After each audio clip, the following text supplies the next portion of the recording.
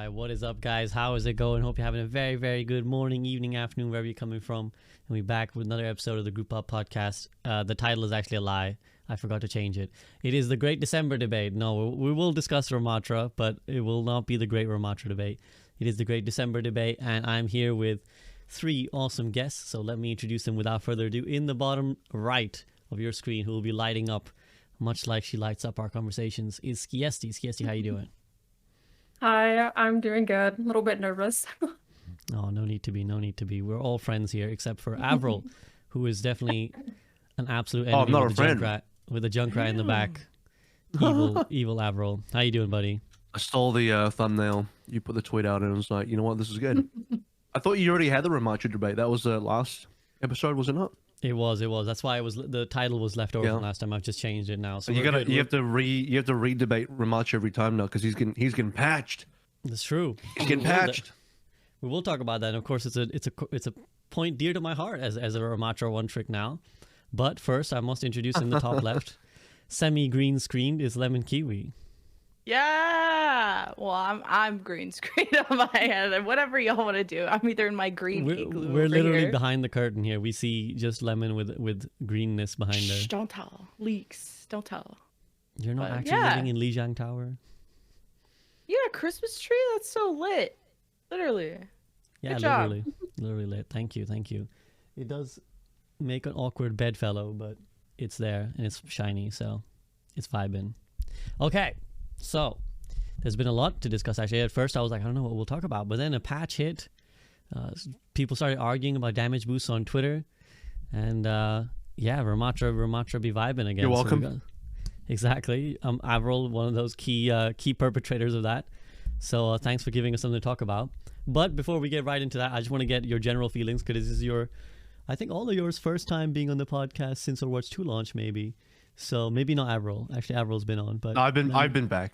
I've been here a couple. AVRL's been here, but Skiesti and Lemon certainly. So I'd just like to get your brief couple sentence summary of how you're feeling right now. Season 2 Overwatch, couple weeks in.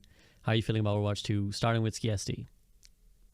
Yeah, so yeah, it has been a while since I've been on the podcast. It's nice to be here again. But in regards to Overwatch 2, I mean, comparatively speaking to Overwatch 1, just my general feelings, I guess specifically towards Mercy, since that's what I mostly do, is that she is so much more fun and enjoyable just with her movement, and that's been pretty much like my main focus on Overwatch 2, is just getting really good at that. I haven't really played many of the other supports, admittedly, because a lot of them just seem kind of miserable to play right now. Like, I don't think I've touched Ana since Overwatch 1 at all, because she just seems very not enjoyable. But, yeah, no, I mean, I've been enjoying Overwatch 2 so far.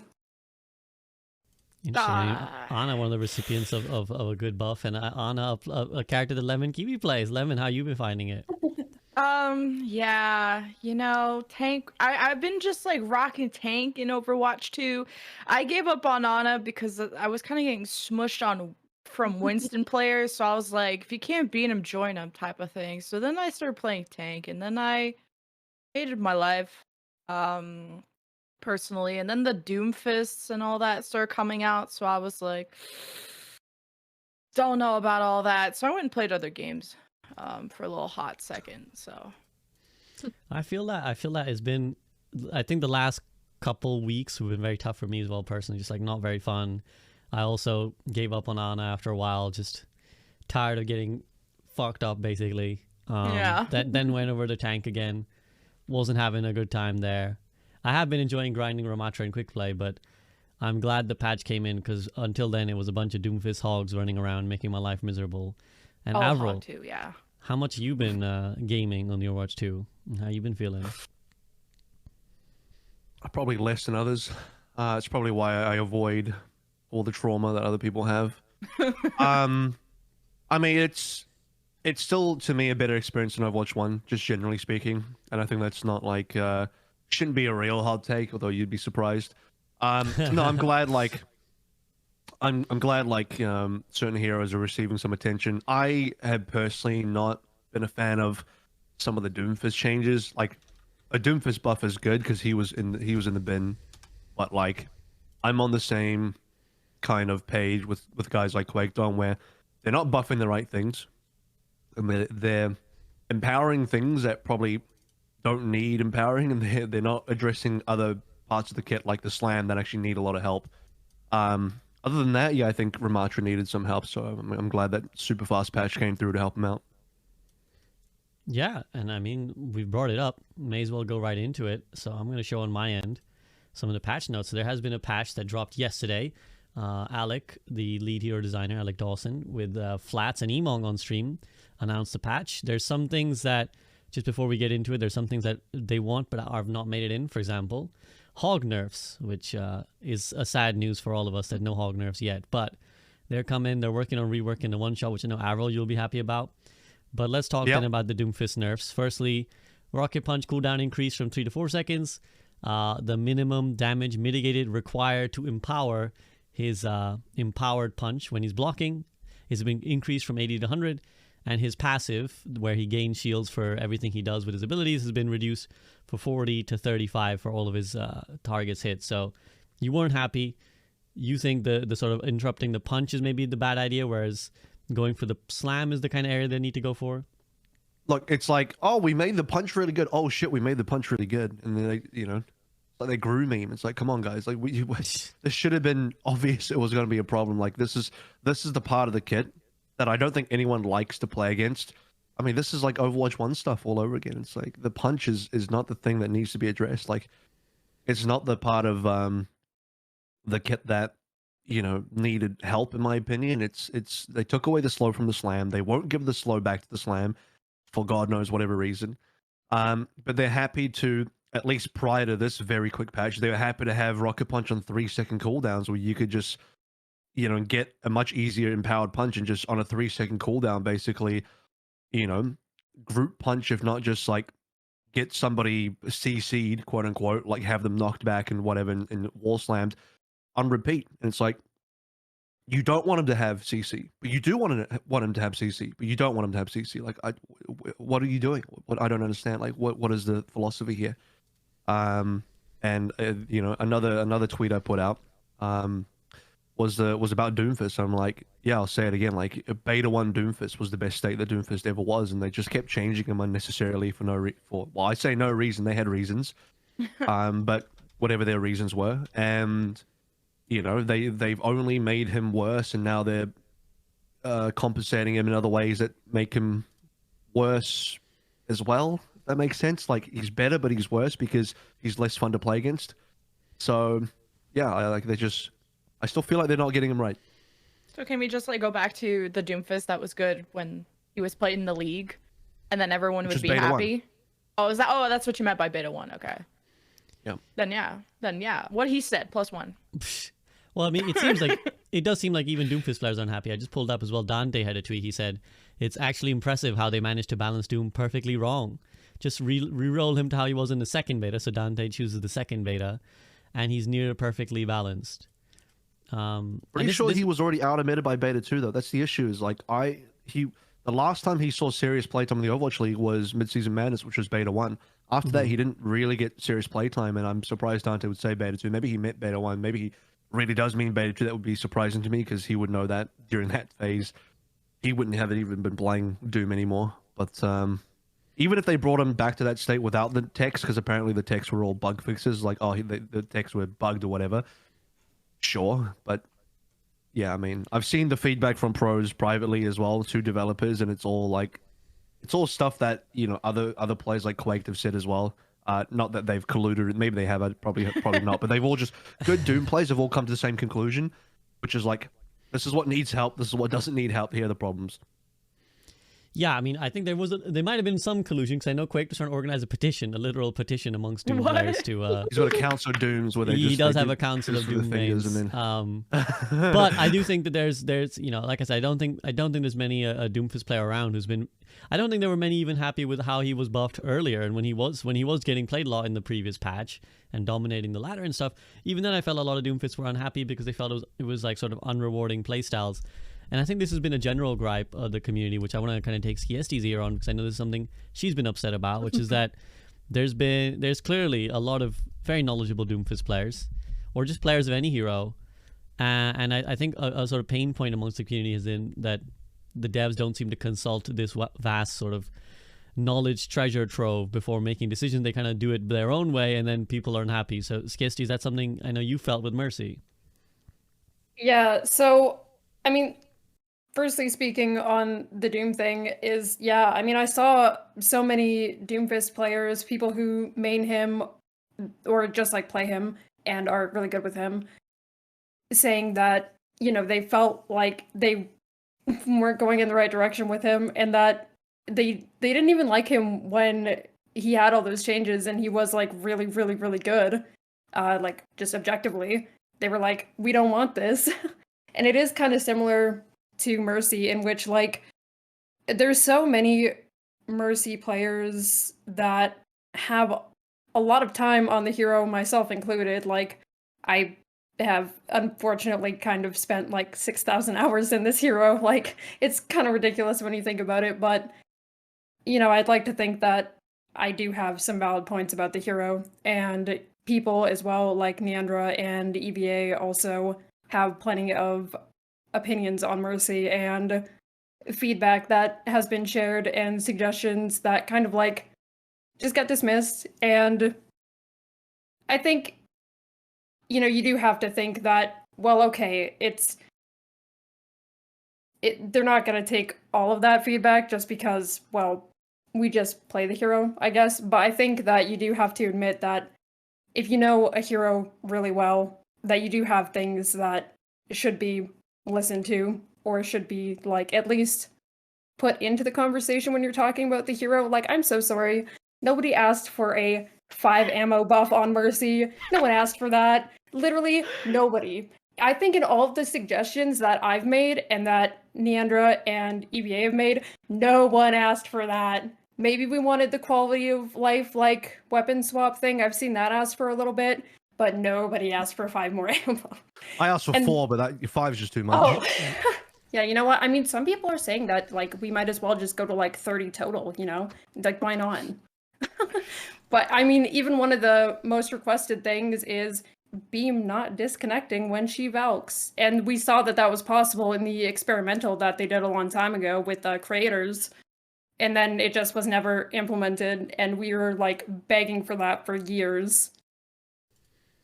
Yeah, it's very. I actually avoided tweeting because I thought it would be misconstrued. But I was going to tweet that the 5 extra ammo is actually a nerf for Mercy players, because that's 5 more shots they're shooting before they realize they're being useless and go back to doing something good. Oh my god, so true.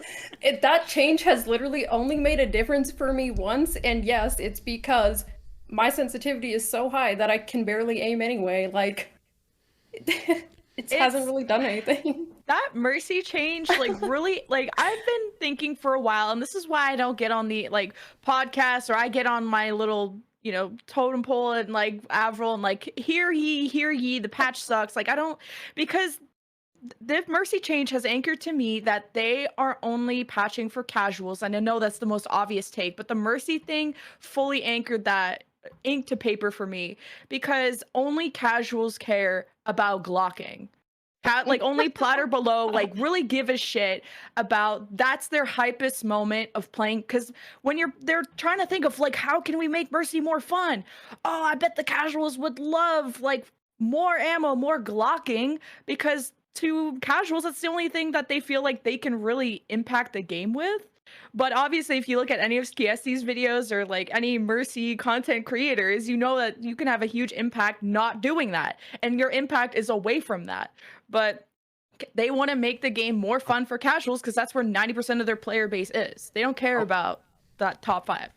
I would argue they don't even care about glocking. Like, because half of them maybe don't even know about glocking. They don't even know the glock exists. My Mercy's a platter glocking all the time, bro. I've seen a noticeable increase in the number of Mercy's glocking, which I do think is one of these... because of the patch notes. Exactly. Because the tension was drawn. It was like, oh, more ammo. Let me try it for the first time. Well, which is a point I've been making to my stream. And by the way, I want to clarify actually before we go further. Lemon, you yourself, like, because people always yell at me for only bringing top 500 streamers. You yourself are playing in Diamond. So when you say you're like yelling at casuals, that's not you kind of being pejorative, right? That's not you being like, I hate the filthy plats. It's like you're just Yeah. saying that just because you genuinely believe it. I think it's encouraging people to play the hero wrong. Like that's why I'm so pissed because it's such an insignificant change, but then people are gonna be like, I'm gonna go test it. That means I'm a DPS, or they want to encourage me to go towards glocking more because why else would they buff it? So I think it is encouraging people to play the hero wrong, as Avril as VBU said. That you're not contributing. Just before Skiesti comes in here, I just want to say that every time you've brought me on, I've never been top 500, so that's just, people are mad for no reason. It's like, dude, you want non-top 500 people? I've been on this podcast plenty, so there it is. Don't get me started, because I will rant, Avril. I will rant about this topic, otherwise if you get me going, I'm gonna go off and be like, you fucking idiot, Anyway. stop yelling at me about who I bring. Anyways, carry on. I will say that when that Mercy patch notes came out, I called it useless, and yes, people did get mad at me.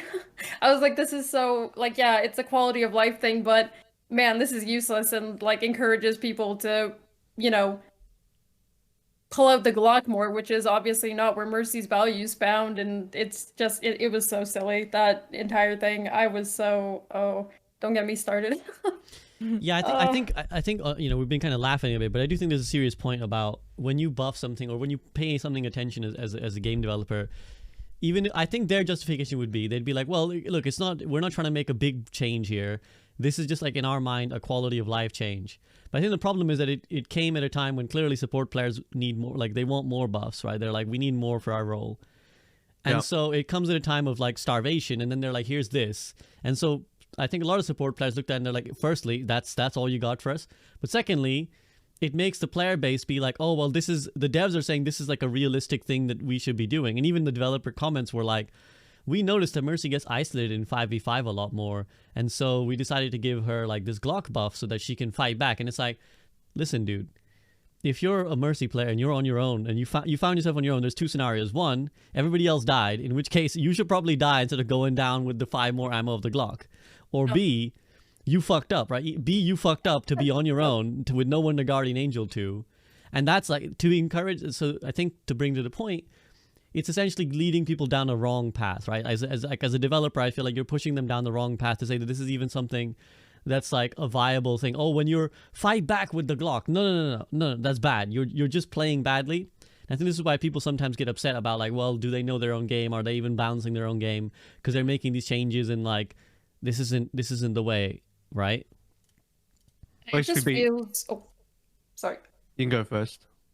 Yeah, it just kind of feels like they are not really listening, I guess, because for Mercy specifically, like they teased these adjustments coming, and everyone was like, oh my gosh, like it's gonna be, you know, something interesting, or, you know, it's gonna be something that makes the character feel better, and then it's like a 5 ammo buff, and it's like this is what we got teased and what we were like excitedly waiting for, when there are so many other quality of life changes that you could make. It's like specifically talking about Mercy, and it's like that's the one that it just feels kind of like a slap in the face. Like it feels really disrespectful, I guess. To give the devs some benefit of the doubt here,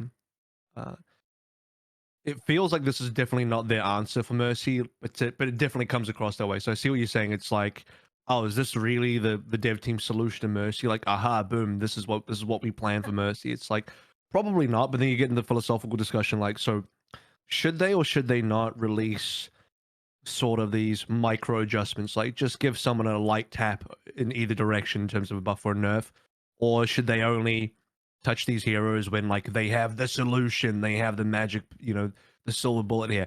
Because it feels like, you know, they're probably still working on Mercy in some way, but they just want to like give her a nudge somewhere. But by doing that, it's kind of like set the community off a little bit. So the answer is like, well, do they just not do that and they just don't touch her at all? I'm using Mercy as an example here, but it could apply to any hero. Do they just not touch the hero at all until they have like the big patch for it? But then if you do that, then you're never going to have these small adjustments. I think there's like probably going to be a difference of two types of changes when it comes to heroes, of just changes that'll make the hero fun and changes that'll make the hero strong. And I think the community sometimes wants changes that'll buff the hero, make it stronger. And I felt like this Glock shit was more to make it more fun. Like I think they like the only thing you can really change about Mercy right at this point, because you don't want to mess with her numbers, is really the movement. And then that's when they kind of made Guardian Angel a lot easier to use, or pretty much automatic. But then all the best Mercy players were like, oh, well, now what's the point of us? Like, where's the skill gap between us and them? So then it's like, do you introduce a different type of movement to Mercy? But that's not, or sorry, not the Guardian Angel, but the super jump. That's what I meant to say. They made super jump a lot easier to do.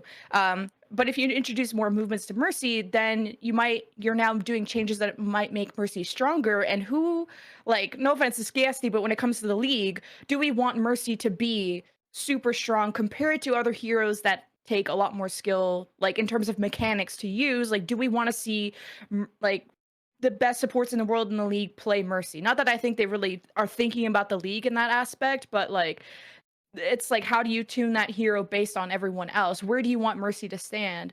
And how do you make Mercy more fun, more strong, without kind of propelling her into the fucking universe? It's funny you say that, because I fundamentally, sorry, really quickly, I fundamentally don't think they balance very much around the league at all. Which you try and tell that to casuals, they'll have an aneurysm, because for some reason they think the game is only balanced around the league. It's like, just look at the recent patch notes. Who asked for this Mercy stuff? It's like, come on. But to counterpoint you slightly, Lemon, there, I don't know if I would just put this in the fun basket necessarily, because because my opinion on that is that if you look at what the dev notes are, which is to say that, like, hey, this is to, I'm not going to repeat the stuff, but essentially it boils down to, let's make it easier for Mercy to handle herself in those 1v1s if she gets in them. And the question is like, well, how, SVB saying, well, how is she even in there? You're probably making a mistake, right? Like, that's true. But if you're like a really low level player and your team's uncoordinated and you have 5 people running around different directions, you might actually just end up on your own and have a 1v1 or 1v2 or whatever. So that actually might help Mercy out in the lower levels. So that's how I look at it. I don't see it as like a fun buff. I see it as like a, hey, in the lower ranks, this is actually probably what's happening. And so it's another case of where, like, hey, let's do a balance patch specifically to help out those ranks. I think you could make the argument for a different hero, and I want to hear Skiesti's opinion, but I think it's not an argument that holds for Mercy about, like, well, look, yes, it's the metal ranks and people are getting isolated, but it's like, it's literally the job of Mercy to not get isolated, right? Like, they might be going in 5 different directions, but like, if you went somewhere on your own, like, your entire kit is based around moving to other people. So I feel like it's a fundamental, like, dichotomy almost. Like, it can't be both, right? You can't be like, oh, it's my team's fault that they all went away, but it's like, well, your character is meant to go to other people. I don't know, Skiesti, you probably have better expertise on how people are playing Mercy in, like, the metal ranks. Yeah, so, okay, well, first, before I touch on that, just going on to what Lemon said about her movement is, I think her movement is obviously quite good as is, but I do think that there is a big difference, for example, with how people are using it, as in, Mercy's always been that low skill floor, like, higher skill ceiling kind of hero, no matter what term of your, like, her kit that you're talking about. But I feel like that's more so true about her movement now, just because, like, not to have, like, a slight ego or anything, but for example, the kind of things that I do with her movement compared to, like, someone that is playing in gold, like, it's a very big difference in, like, what you can actually do with it. And I don't think Mercy players are really upset about her movement at all.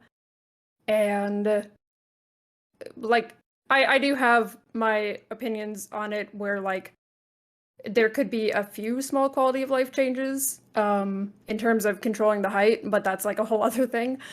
And it's not so much that you can't really do anything in regards to Mercy, but it's more so they're not wanting her movement touched, but they're wanting her res maybe looked at, or her Valk maybe looked at, because let's be honest, Valkyrie is, yeah, it can have an impact sometimes, but it is probably one of the least meaningful support ults compared to, like, Kitsune Rush. Like, that has so much more of an impact than Mercy's Valkyrie. Like, it's just kind of, but in regards to the metal ranks, I end up doing like VOD reviews and coaching for Mercy players, and a lot of those players end up being in lower elos. And I'd say that they actually do a pretty good job at not being by themselves. And one of their biggest mistakes is not, being isolated and having to use the Glock, but rather using the Glock instead of putting their value somewhere else, like in damage boosting or something like that, right? Like, it's not like they are very commonly split off by themselves that they feel like they have to defend themselves like that. And even then, if you're talking about wanting to defend yourself as Mercy, like if a Tracer's on you, okay, what am I gonna do? Am I going to use her movement to juke the Tracer because I'm closer to my teammates and have someone else deal with her? Or am I gonna pull out my pistol and like try to duel her while a bunch of other stuff is going on? Like, no, I'm going to use my movement to outmaneuver her. I mean, that brings up a really interesting point about them. What are the devs seeing? Because they're receiving data from somewhere that leads them to make a change like this, or maybe they're complete. I'm not gonna rule out the fact that they could be completely wrong as well, but it's just so interesting and strange then how the devs come to the conclusion that like, oh, Mercy needs help here. If everyone's saying that she doesn't, it's like, well, how do the devs come to that conclusion? That's they just what completely I'm missed like, the boat, or what? Like that's what I'm completely lost at, because that change, in my opinion, came completely out of left field. Nobody was asking for that, and then it just like happened, and they're like, oh yeah, Mercy needs to defend herself better and go on the offensive. Like, no, she doesn't. Yeah, her elims and damage are probably low, but that's because she's using damage boost or healing and being effective in other places. Well, maybe, to be fair to the devs again, maybe they were reading a lot into something that they thought was like, whatever, I can give her 5 ammo and a quicker Glock. Probably. Call it a day. They might just have like, it's again, maybe it was just like, well, look, we're going to think more holistically about the hero. But for now, maybe this 5 ammo will make them feel a little bit better, right? It's quite possible we're reading way more into the change than they thought. And it isn't an impactful change in of what is changed. My more greater gripe with it is what it indicates to the community. I think that it's been a worse like PR move and an educational move than it has been like a, oh my god, they've busted Mercy now, like she's just glocking everyone in straight one-on-ones, right? I think it's more like the look that was given. But let's also move on. We were sensibly discussing these patch notes, so let's discuss next Orisa and her changes. So Terra Surge now pierces through barriers, and the fall off of her primary fire has been increased from 15 to 25 meters, so before it starts falling off. Anyone with any strong opinions on the Orisa change? I mean, Terra Surge needs help, big time. Say that much.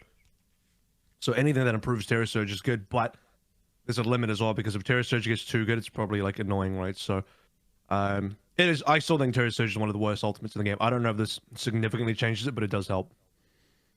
Yeah, I think if it ever becomes like a problem, you just worry about how much it takes to generate it, because more powerful ults are just going to take longer, and then I think that would just be kind of the next step if Terra Surge becomes a little too overwhelming. But if it's still like weak, I would toy with like more slows on the pole or something, but without it being too Graviton Surge 2.0 plus also, so the damage fall, if I'm reading that correctly, that means she's got longer range before the damage starts decreasing, right? So that's going to improve her long range capability more.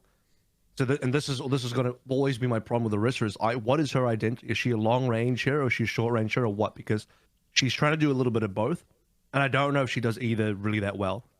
So I still find her like direction as a hero very. That's the same thing as Ramatra, though. It's like, it feels like Ramatra-ish. If like you don't know if they're like ranged or brawly, like up close. Because when I play Orisa on ladder, I really like utilizing the E and getting kind of that close, not close, but more medium range. So I'm not sure where 25 meters sits like visually in my head, how long range that is, but I'm not really looking at that. I don't think anyone's measuring the distance like I am at 25 meters of this with it. It's more so that I'm at whatever meterage I am, and now I just suddenly do more damage at 25 or whatever, right? And to speak about like what's different about that to Ramatra's, like I think Ramatra's a little bit more deliberate. Like, here's two forms of the hero. Here's a melee-ish form, and here's a fully ranged form. Orisa's just one hero. And in that one hero, it would be like if Ramacha's 2 forms were shoved into the one hero without any switching. It was just like kind of like smashed in there, jackhammer stone. It's like, what is this hero? Like, I don't understand what the hero is. That's how I feel about Orisa. Yeah, I agree as well. I think because I think the thing about it is like when you're buffing, let's say the fall off, so that she can shoot at longer range. What is the scenario you're envisioning? Right? Are you envisioning her in long poke battles with people across the map? Well, if that's happening, then why are you picking Orisa? Because like the value of the character comes when you go in your face. Like she's a very much like I'm in kind of character, right? Because it's like once you go, you spin in, you javelin, you're in their face.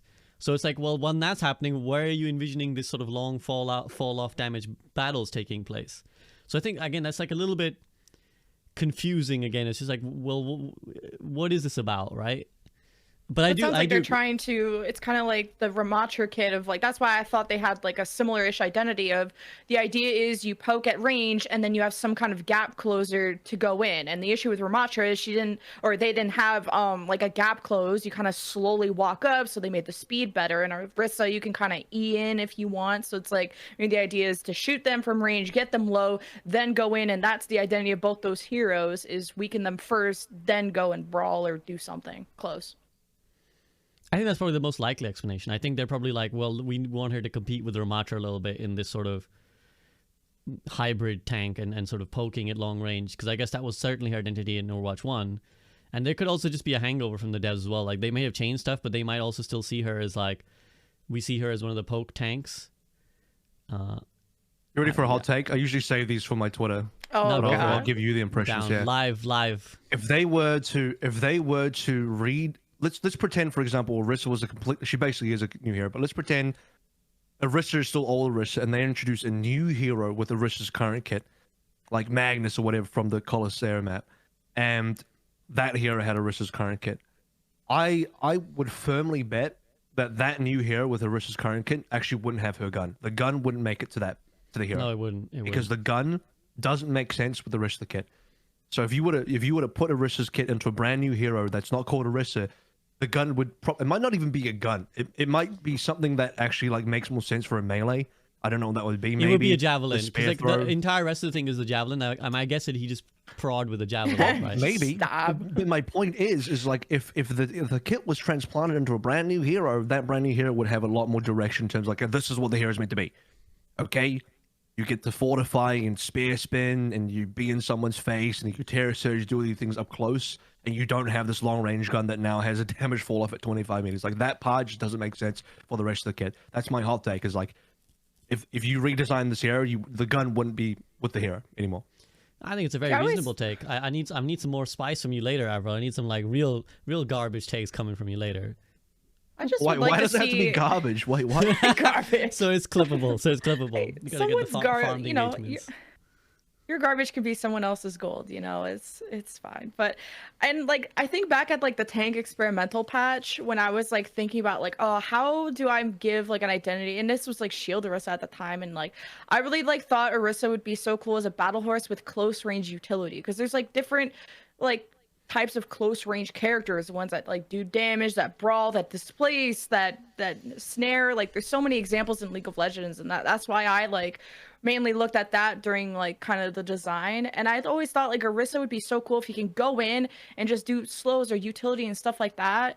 But she isn't like really good at anything, even the Terra Surge. Like I feel like there's something there of like you can go in and you pull and you set up your team for something, because that's what I feel like the tank role is in Overwatch, is you're setting up the fight for someone else, or like your DPS, and you're not really like the star. I know that might be a scalding hot take, but like I'd like to see tanks not be that star and to more set up. And I think she could be like a cool close range utility tank with the javelin, with the like E going in, and something that would impose some, not CC like full stun, but something.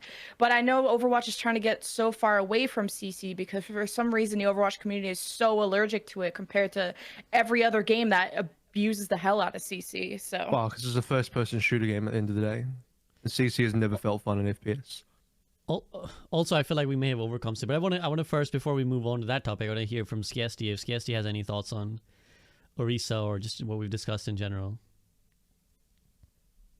Admittedly, I hate playing the tank role so much.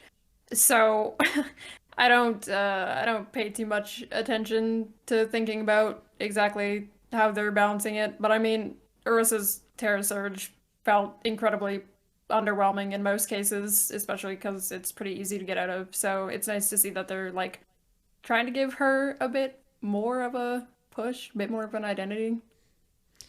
Yeah, and that's totally fair. And I think to the CC point from earlier, I think that we potentially overcompensated because we went from a game where it was like everybody was getting spammed with CC. Because again, remember, not only was it that more characters had CC, but there was one more character on each team to give CC and direct the CC onto one potential target. I mean, there is still a fair amount of chain CCing in Overwatch 2. Like, there are moments when, depending on what the people are running, you will get chain CC'd. But I do wonder if we kind of, like, I think the devs have sort of often overcompensated come Overwatch 2, where they're very afraid, like, oh, no, like, because if you look at the nerfs to Ana, for example, which now they've slowly reverted with the grenade change that we'll get to in a second, but it's like, oh god, we can't have her have sleep and nade, which is like, people hate this. It's like these anti-effects. So we got a really hard dumpster them. Yeah, go ahead, AVRL. I got a take for that anti-nade. I don't know if we're up to talking about Ana just yet. I got a take for that one as well. It's a weird one to me. The whole CC discussion is like, I have a question for you. Do you think flashbang should be back instead of mag grenade? Actually, that's a bad question. Do you forget about the mag grenade back? Do you think flashbang should be back? Because I know people don't like mag, so forget about mag. Would you prefer flashbang over like an alternative? I don't think flashbang can go back in the way that Cassidy existed before, where I hated playing against Cassidy when it was just like flashbang right click, right? I think because I had this thing as well, which is like, I think mag grenade is like a more fair ability than flashbang in many cases, but it feels worse. Does that make sense? Like, it feels worse to play against. Yeah. If you get mag grenade, you're like, wow, I died to that. Whereas if you get flashbang, you feel slightly worse about dying to that. And I think part of the reason is like, there's still a chance that the player misses their follow-up shot after the flash, where it's like, or someone you get mag you. and it feels like a cheap pulse bomb that just stuck to you from out of nowhere. That's like obviously magnetic, and that feels cheap. And so it feels cheap to die to is the problem. Okay, scalding take. I don't know if this is AVRL levels of like let me cook, but what if just like supports were the only ones in the game that had CC, and besides tank, like that's their contribution to the fight, is they are the only ones with CC. So fuck the flashbang, fuck all of that. I'm not saying bring like that's 2 roles out of 3 with bash. CC then. So you're basically just not DPS. Fuck DPS. But like, not every tank has CC. Like, I have to think for a second. Not every tank has like hard stun CC. Winton don't. Winton just chilling. Winton, Well, I suppose he can primal Diva, rage. like He can primal rage. I Well, suppose. primal rage. I'd say But the it's like, slam. The I think slam that's drops. why Zarya, unless you're kind of feels the right so bad click, right Zarya. now. No, Zarya Okay, right it doesn't click, come matter. up It with- doesn't no. matter. But it's my point is that we took like as VB said, we almost overcompensated. We took a lot of CC away from supports. Like, no shield bash, Lucio's boop, but like doesn't affect tanks as much, so you're not able to like protect yourself. And I think that's why supports feel so bad and why Doom is just so oppressive, is that supports can't do anything about it. And I think again, I bring up League of Legends because as much as this is scalding hot take, it's Overwatch is MOBA-esque with like the abilities and the way you maneuver around the game. It's like, yes, it's FPS, but we got to take some MOBA elements into it. And I look at League of Legends, where every fucking character in the game has some bullshit CC. Like, you can literally Lulu transforms a bitch. Good. Like, but how they kind of like make that less oppressive is that you can buy stuff to reduce like either the time duration of that CC. You have a cleanse that sometimes if you hit that ability right, you can just get rid of the CC. Like, there's ways of playing against that CC. While as Overwatch, there is no counter to CC besides a Zarya bubble, and that's like the only cleanse that we have in the game. Rico? Oh, like now I guess now that's true, but so that I almost want more CC for supports, but then it's gonna become a point where now Doomfist players are gonna fucking cry. I don't or know tank that, players are gonna cry. I don't know that more CC is necessarily the answer. I wouldn't want the game to be more of a MOBA. There's a whole discussion to be had around like, oh yeah, the MOBA. I've argued to death this point as well, and I got some big comebacks and stuff like that if we want to get into it, but it's like it comes down to the fact that like I think supports need more help in some ways, because here's the other thing that some people just kind of like read my last big tweet and is just like, oh well, this guy just doesn't want support to have anything. It's like, that's not what I said. I said a certain aspect of support was an issue. That doesn't mean that I don't want support to have help in other ways. think stuff like Sleep Dart and Anti-Nade is fine. For what it's worth, like I still think Anna's kit in general like makes a lot of sense and is like a good kit. And I still think Anna's like a well-designed hero. I think Kiriko puts her in a weird spot. But it's funny how that happens when like one ability counters Anna's entire kit. And yeah, like supports need some sort of, I don't know if CC necessarily is the answer. And if it is CC, it's got to be like really soft CC, like no stuns, maybe Like some light slows, maybe a bit of a knockback, which is why I think Briggs, like outside of Rally being fairly underwhelming, I don't think Brig is as bad as people say she is. Like Briggs still got a reasonable amount of playtime in the Overwatch League for what it's worth, but then again, like, you know, when you're in a fully well-oiled machine of 5 people that all are on the same page, maybe Brig is a lot better, which she is. You don't think Brig is? You think Brig is good? I didn't say Brig is good, but I think like she's people underrating her, and people part of the here's where Brig is bad when your team's uncoordinated. When your team's coordinated and Inspire's actually healing your whole team, and you're able to like do stuff as a team, Brig is good.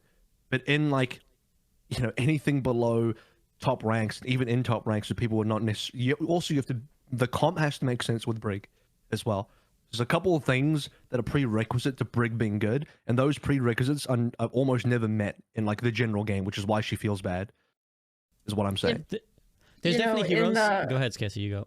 Sorry, I was just gonna say really briefly that, you know, in top ranks like GM, top 500, you know, I've played, I would say, like 40 hours already this season, and even in combination with last season where I played like 200 hours or something like that, or more, like I think I saw Brig played in 5 games maybe, like 10 at max, combining both seasons. Like, not a popular hero. I just don't see that hero ever.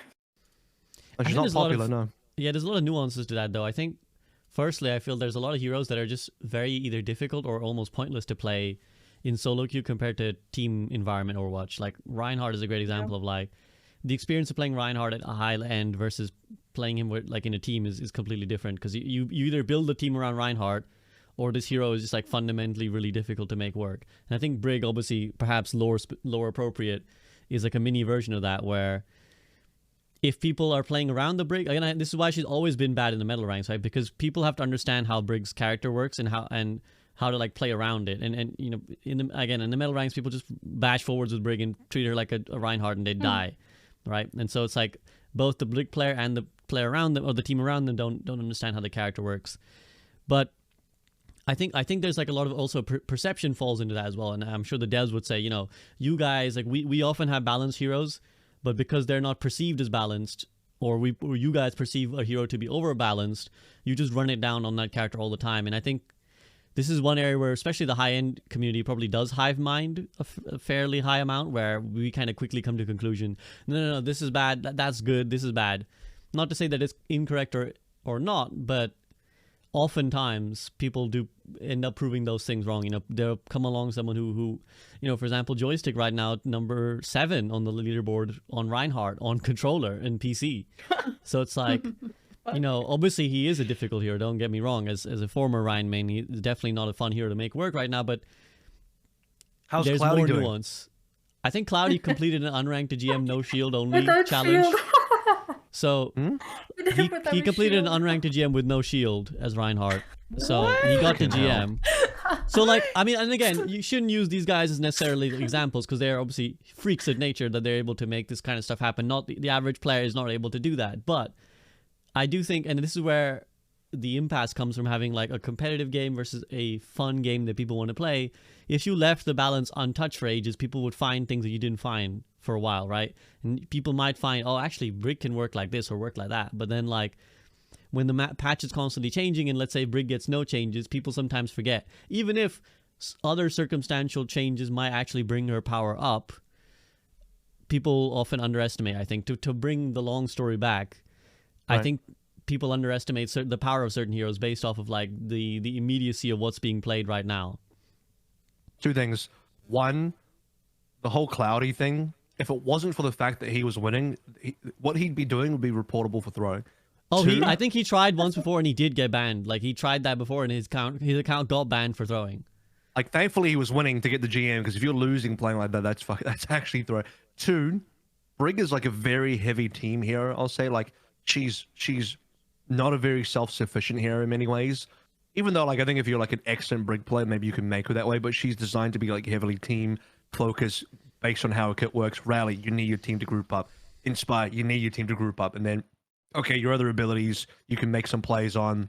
And for what it's worth, I like that Shield Bash is more of a utility now for movement than stunning. Although, like, you know, you can argue on that. But my point is like, it's you're gonna see less heroes like Brig in environments where, you know, in like a solo queue environment where people aren't gonna be playing together in that kind of very well organized unit.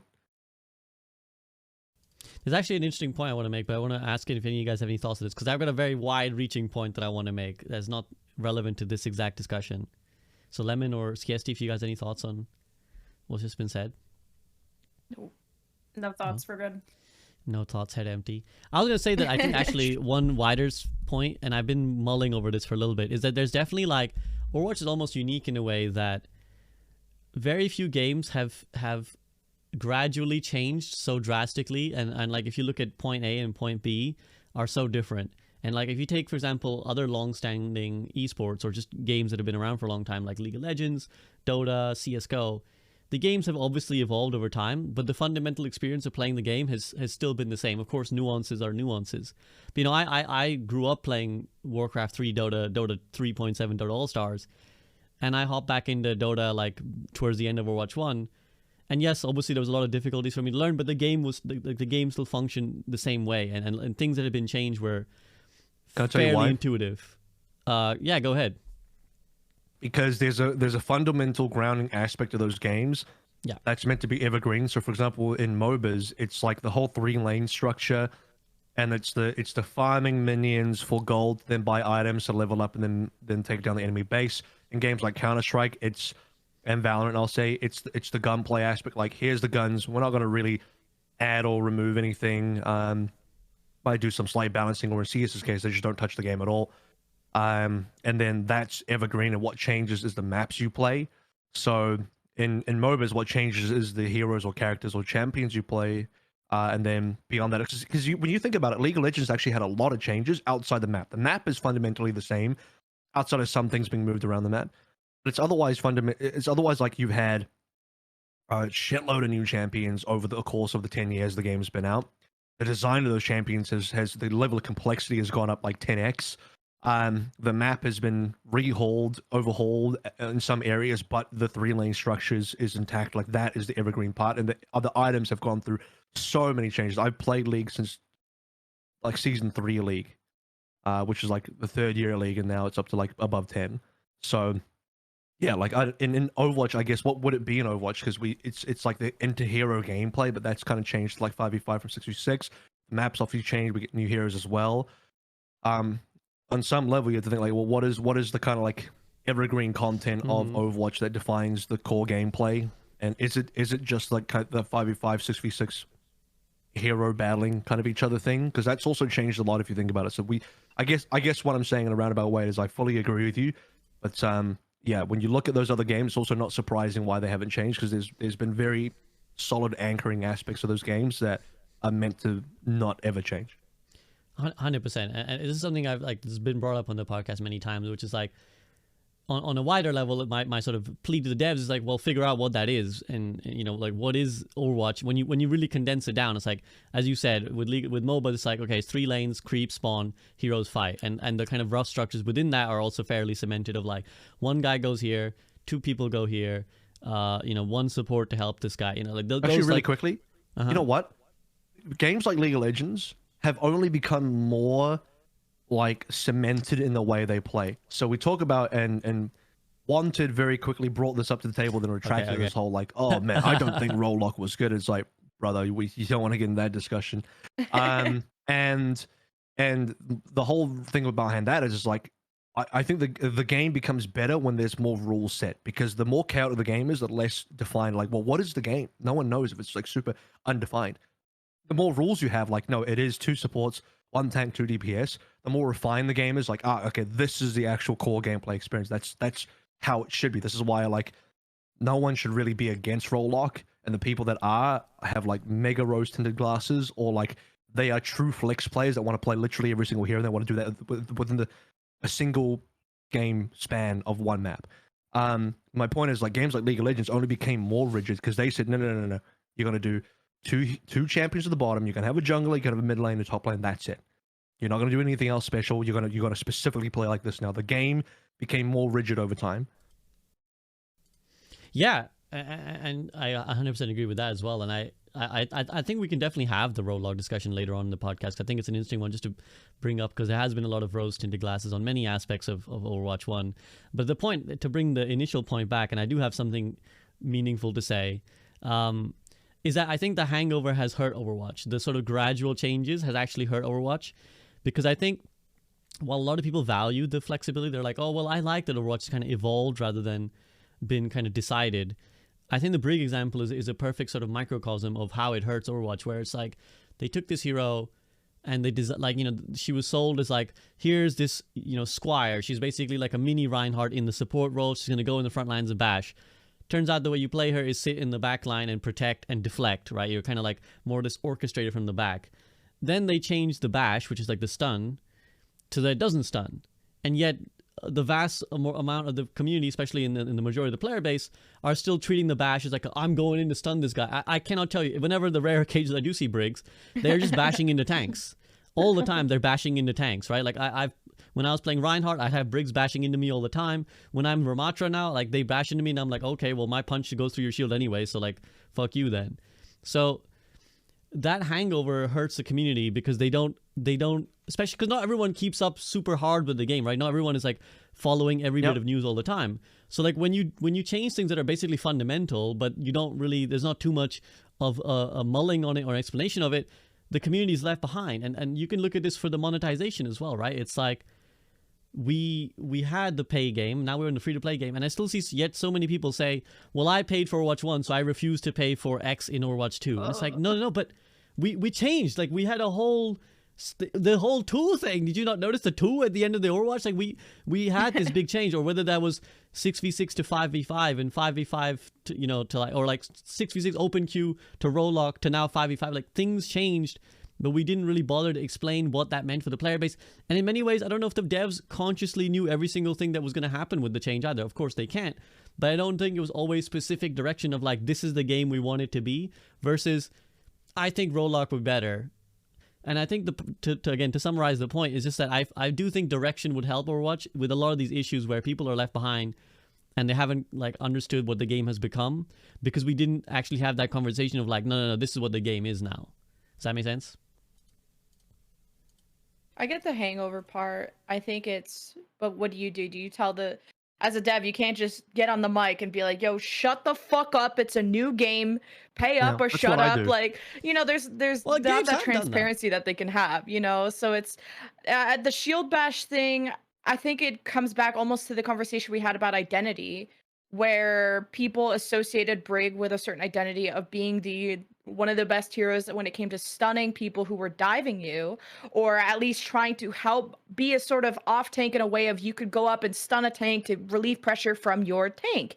And now that identity has changed, like people are still like, you know, adjusting to it as anyone would with a change, but Brig completely lost her identity, and I now don't even understand the point of shield bash. It's almost only a mobility thing, and at that point, why address it as a shield bash anymore? Because it was known as a stun, or like, and we're trying to make it a fucking damage thing, which is just like, again, why I think Brig is so weak. Well, I think we need to go back to having identities of like, if Brig is going to be like the knockback queen, then put some knockback on the shield bash, or make her like cooldown. I don't know, something to really hone in on a certain identity, because I think people like even in my games too are misunderstanding what shield bash is, because no one knows what the fucking hero is good for besides having this automatic healing that you don't really see but you feel, and those are only good for brawl comps, and brawl comps are boring as shit, if that's a hot take. People don't know how to play current Brig, which is you have to be a bodyguard, you have to chill in the backline next to your DPSs, or maybe do chill nothing. next to your. It's like the best way to play Not- Brig is kind of sit back not- and do not really much. It depends on depends on how the game is being played. Because if you're being died, you're being actively assaulted on by the enemy team, then you're actually doing a lot. And one of the key comps that you actually see Brig being played, one of the few times you see Brig still in pro level play is with a Sigma, in which probably doesn't like on paper doesn't make a lot of sense. But when you think about what her job is, she's there to bodyguard the Sigma. Yeah, So that, like you know- that, but it's not fun to sit back and just go for your shift, whatever you Actually, call it. you're not sitting back that much because the Sigma's trying to push up. So this is on attack side as well. You're pushing Well, up you're with your Sig. moving. Yeah, Yeah. I'm not saying you're not actually doing anything, but you're moving with the team. But I'm saying like the proper way to play Brig is not the fun way to play Brig for people who are diamond and below, because that's why you're seeing people shield bash tanks because they want to go back to, I want to have an impact in the fight. I want to get in there and do something. I don't think the supposed fun way to play Brig has ever been viable, will ever be viable, because it essentially means you want to go deep and you want to go in and just swing like you're a Ryan, except you have half the HP and barely any shields. Like you're still a support, you're not a Ryan. So like I want to go in. She was kind of dressed like Ryan's little that's friend, the problem, like though. SVB said. Yeah, well, this is the Like- problem though, right? It's like I think the devs POV would probably be, well, we don't mind if the players come up with their own way of playing the hero. But then again, you're kind of misleading them into playing. It goes back to the Mercy example. And Skiesti, I'm curious if you have any thoughts on this, because it's the same idea of like when you give her a pistol buff, it's like, oh well, you know, you might say from the developer point of view, well, who are we? We just want the players to have fun and play the hero they want to. We're not going to tell them how to play the hero. But then essentially, you're leading them down a dark alley. Yeah, so generally speaking, like I've just been kind of listening up until this point, but I do enjoy that Overwatch is a game that is so flexible and that there are options in the way that you can play heroes, but I will agree that, you know, a lot of heroes have lost their identity. Like someone in chat said that May kind of lost her identity with the whole, like, she was able to freeze people with her primary and then, you know, finish them off with like her right click, and that was like her combo, and she was known for being able to freeze people, and now her primary fire doesn't freeze like completely, it just like slows you.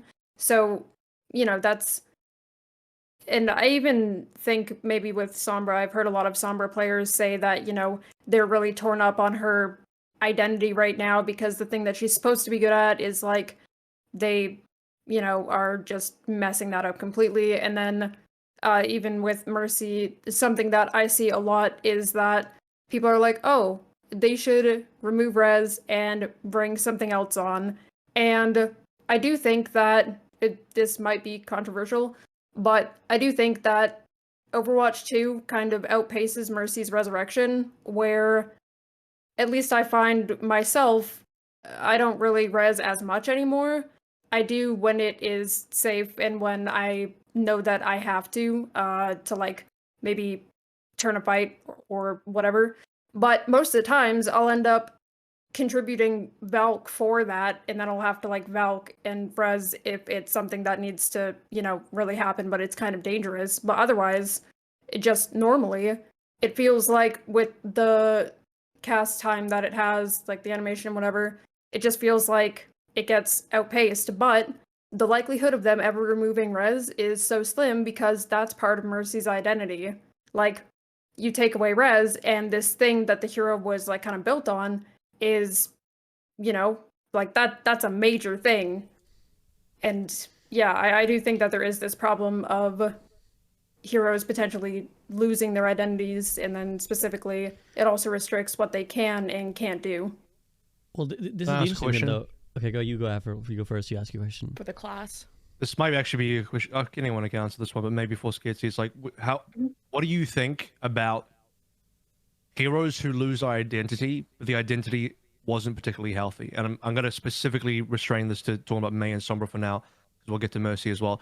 Because okay, you can argue, okay, well, May lost her identity, Sombra lost her identity, but what if I said the identity wasn't healthy? Because no one really liked playing against that version of May where you just get frozen right click.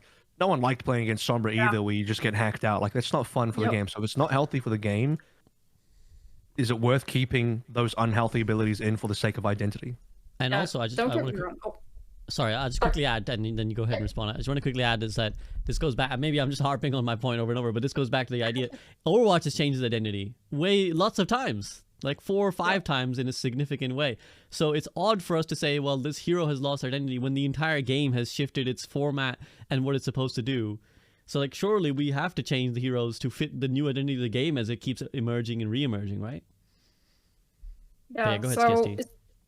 specifically with, you know, the Mei and Sombra examples, yeah, don't get me wrong, no one liked being frozen and then, you know, finished off with her secondary fire. Like, no one likes that. That's so annoying. And with Sombra, no one liked that either in Overwatch 1. And then in Overwatch 2, it just got even more, like, egregious to deal with because, specifically as Mercy, like, you know, other heroes had a bit more of counterplay to Sombra, but for Mercy specifically, I get hacked when she's invis, and then there'd be that 8 seconds of like 40% increased damage, and I can't use my GA right away again, and then I just get burned down because, you know, there's not enough time for me to try to fight her, and if like I have to rely on someone else, but the likelihood of anyone reacting that fast was so slim. Like season 1, the beginning of season 1, when Sombra just was in that state she was, and you know everyone was playing her at GM, and like it was so annoying. That's so frustrating to play against. So yeah, I mean, those things aren't really healthy for the game. And then when you take them away, it puts heroes in this really awkward situation where like, okay, well, what are they useful for now, and how do we direct our efforts into making them like playable, but so that they don't include these like really annoying things, but they also somehow have to keep their identity to some aspect, because imagine Sombra, but she just doesn't have her hack. Like the hero, I don't know, I feel like that would be really weird for the hero. Because Doom's identity used to be, I one punch kill you, you die now. Yeah, and that sucks. Now he's a tank. He's not doing that. Although I say that, and they keep buffing his punch anyway. But that's my point, right? It's like if there's if the identity is not healthy for the game, I think it should be changed. Which is why Doom moved from DPS to tank was the correct choice. Yeah, I think it's a lot better. I mean, no one enjoyed being one punched out of nowhere, right? Like he still did keep his punch in a way, but like so he still has punch as part of his identity, but it's in a much different kind of way, which is like, I think a good example of being able to, you know, keep this thing that the hero is like known for, so to speak, but not making it in the same, you know, annoying way that it was before. But then it's like that worked well for Doom, but it really makes me wonder like what they might do with Sombra specifically, just because she's, I don't know. I just see a lot of Sombra players very unhappy with her. I also think this is where the marketing really hurts, because I think a lot of this ties it, like the identity question is often tied to how the hero is marketed. Because like Sombra again was like, you're a hacker man now, and it's like, well, okay, but now we promised like a whole wave of players who got into this hero for that reason that this is what they would be, and then as AVRL says, the games moves on, and now you're like, well, wait, do we want a hacker man in the game? Like, do we want someone who like shuts down all your abilities? Oh, we decide that's not what the player base likes en masse.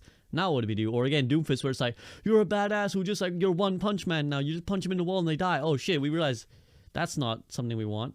And it's like time and time again. It's like Kiriko, where they're like, this is a support for the DPS mains. Go 2-tap people. Oh shit, like that's not it either. Oh, so I feel like, again, who knows how much this is just like, well, the marketing kind of just went off what they thought, or if the devs, you know, again, it's like they didn't consciously plan ahead to be like, well, we don't necessarily want to do this. But then again, like, in these identities that were being sold of like, this is the hero's quote unquote identity, it's tied so much to this marketing that could also just be pushed back. Like you could pull back a little bit on what that is, just to make the hero, you know, I understand you need to sell the hero to make people want to play it, but maybe there needs to be a better conversation about like, well, we don't need to sell them on this part of the kit, if that makes sense.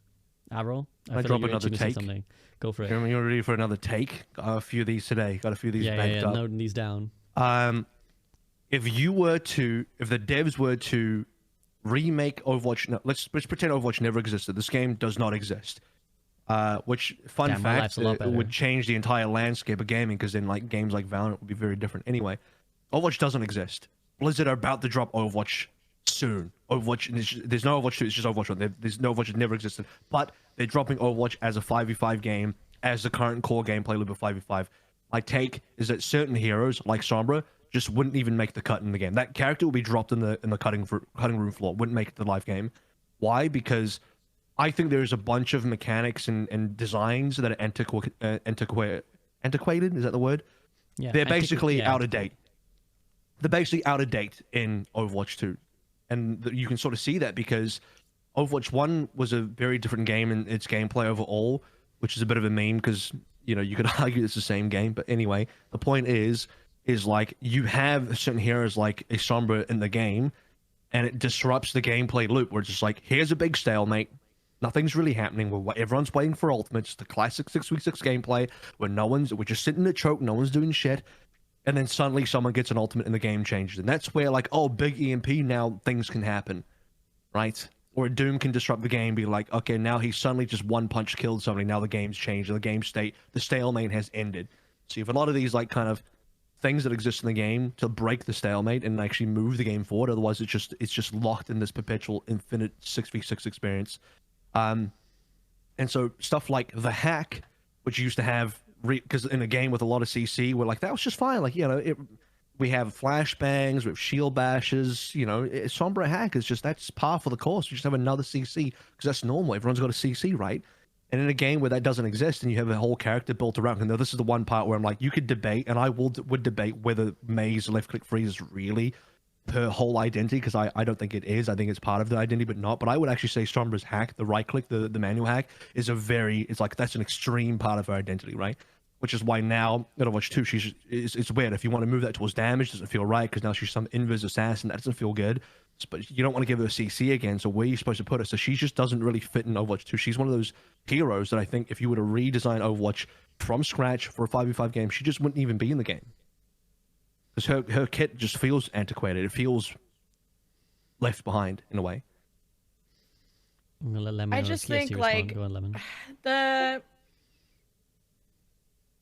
It's just funny how, like, Overwatch seems to just struggle with, you know, this whole reason why I have these podcasts, right, is about balance and identities and shit like that. And I go back to, again, League of Legends. They have a fucking 100 champions. And their way of balancing is, yes, they have patches, and yes, there's some are bad and some are good. That's every game experiences this, no matter how much we want to cry about it.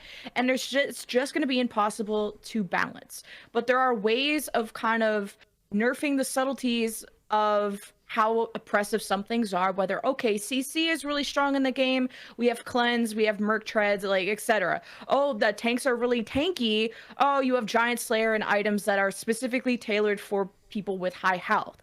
And oh, there's a hero or champ that is just so busted. What did League of Legends do? Have a ban phase, ban and pick phase. And that's something that Overwatch has tried to do but hasn't gone towards, because we just don't have enough heroes where that's going to be just interesting. Now that's the whole ban thing is, I know, a separate podcast thing to do, but, like, we don't have something to kind of cover a little bit of those imbalances where I feel like League of Legends has I mean, I hear the bitching all the time from League of Legends because it's the same community, just worse.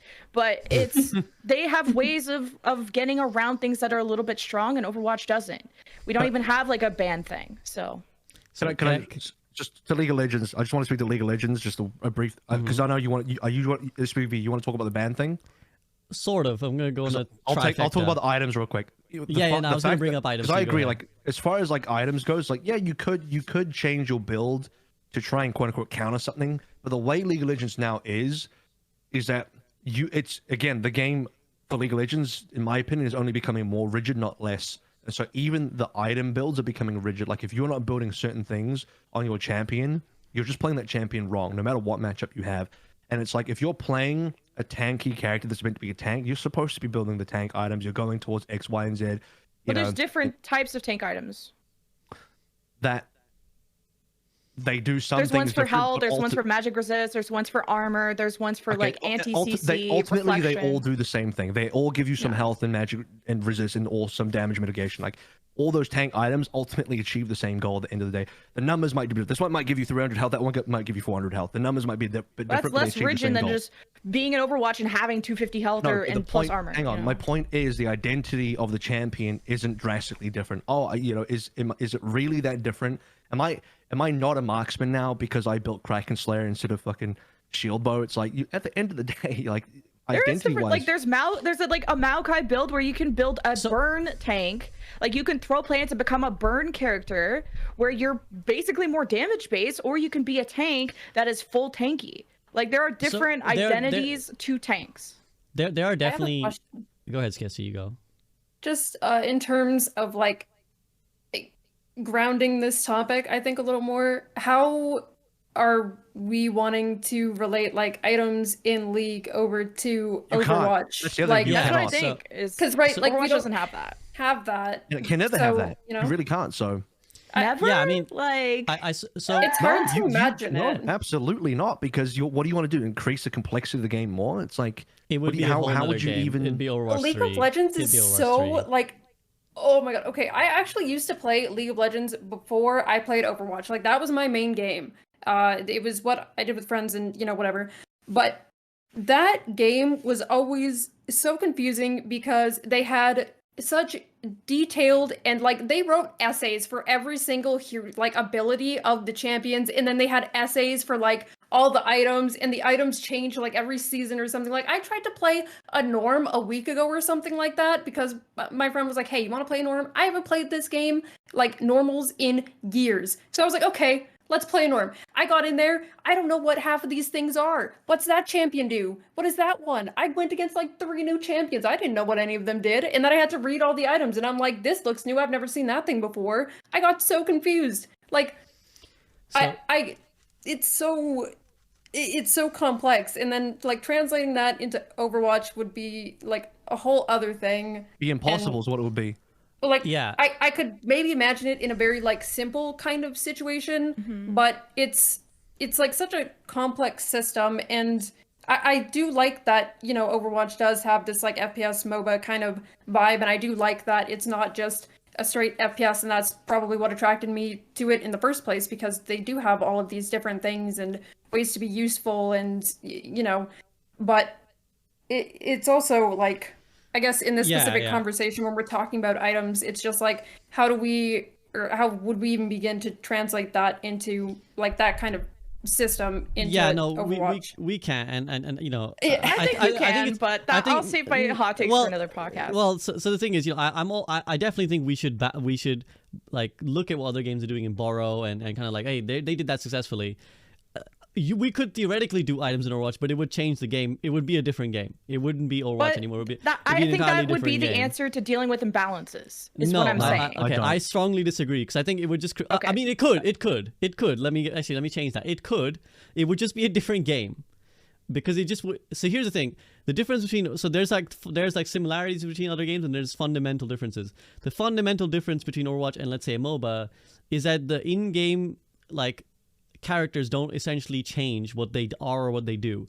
As you pointed out, Lemon, like in a MOBA, characters scale drastically, right? And that's one of the most key parts of it, especially for like the carry characters, right? The whole point, and again, this goes back to, so my original thing that I wanted to feed back to Lemon was the trifecta of like, it all goes back to having a structure to the game, right? Because the structure of a League of Legends or a MOBA game, I play Dota, so I don't necessarily know the intricacies of League of Legends like you guys. I know Dota. The structure is still the same though. You're farming to get your carry the items they need.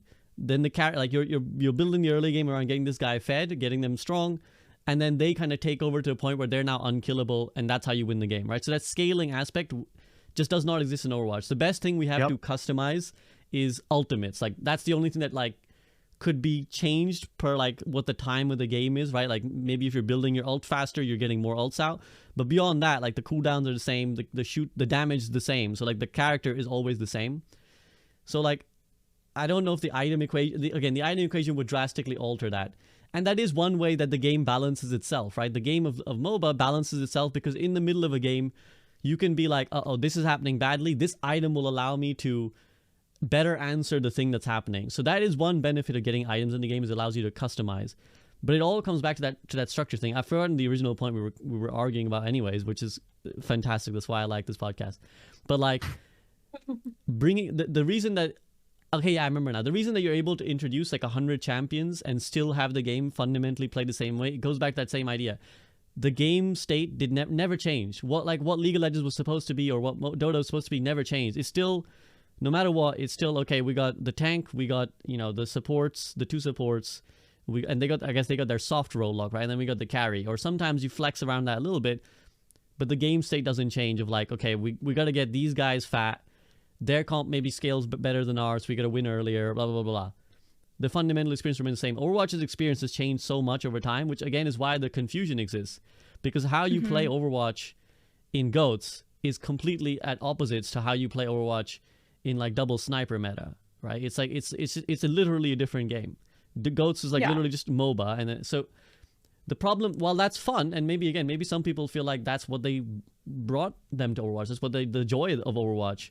And maybe this is why, you know, going back to Wanted's tweet, not to put my man on blast, but like when he's like, for context, he was like, I think pre-roll lock 6v6 Overwatch was the best state of Overwatch. And a lot of people agreed with him. It's because they valued that flexibility. And I enjoyed that as well. But obviously, with great flexibility comes great responsibility, right? Like, it creates absolute chaos, and what can happen in a game from game is like completely out of whack. It is completely out of control, and it will only continue to spiral out of control the more we introduce more heroes and more mechanics, and the better the community gets at abusing those heroes and those mechanics, as we have done and we've demonstrably done. So if you actually want like a sane experience, you need to implement rule sets. Sorry, and I'll let you finish. I'll just finish my point. You need to implement rule sets that create a consistency of like, this is what the experience of Overwatch should be for the player. And we're just kind of feeding things in. So whether that be, they've tried to do that in some extent where they're like, let's take CC out, let's take shields out, so that it's not like double shield everywhere. So they're saying, okay, shields are not core to the experience of Overwatch, like ramming shields in people's faces. But I think it potentially needs to be even more specific than that, where it's like, a game of Overwatch looks like this. And then we can insert a shield tank here, or we can insert a DPS that does this here, or we can insert a support that does this here. But it's more like pulling in and out of pieces rather than all like being like, this puzzle was a square and now we added a circular shape to it. Now what? Now play with it. Do you get me? So what I meant by items and other mechanics, I'm not trying to change the landscape of Overwatch, but what I'm saying is we're never going to have... The game has been out for 5-6 years, whether we want to call Overwatch 2 a different game or not, it's not. Scalding hot take or not sure.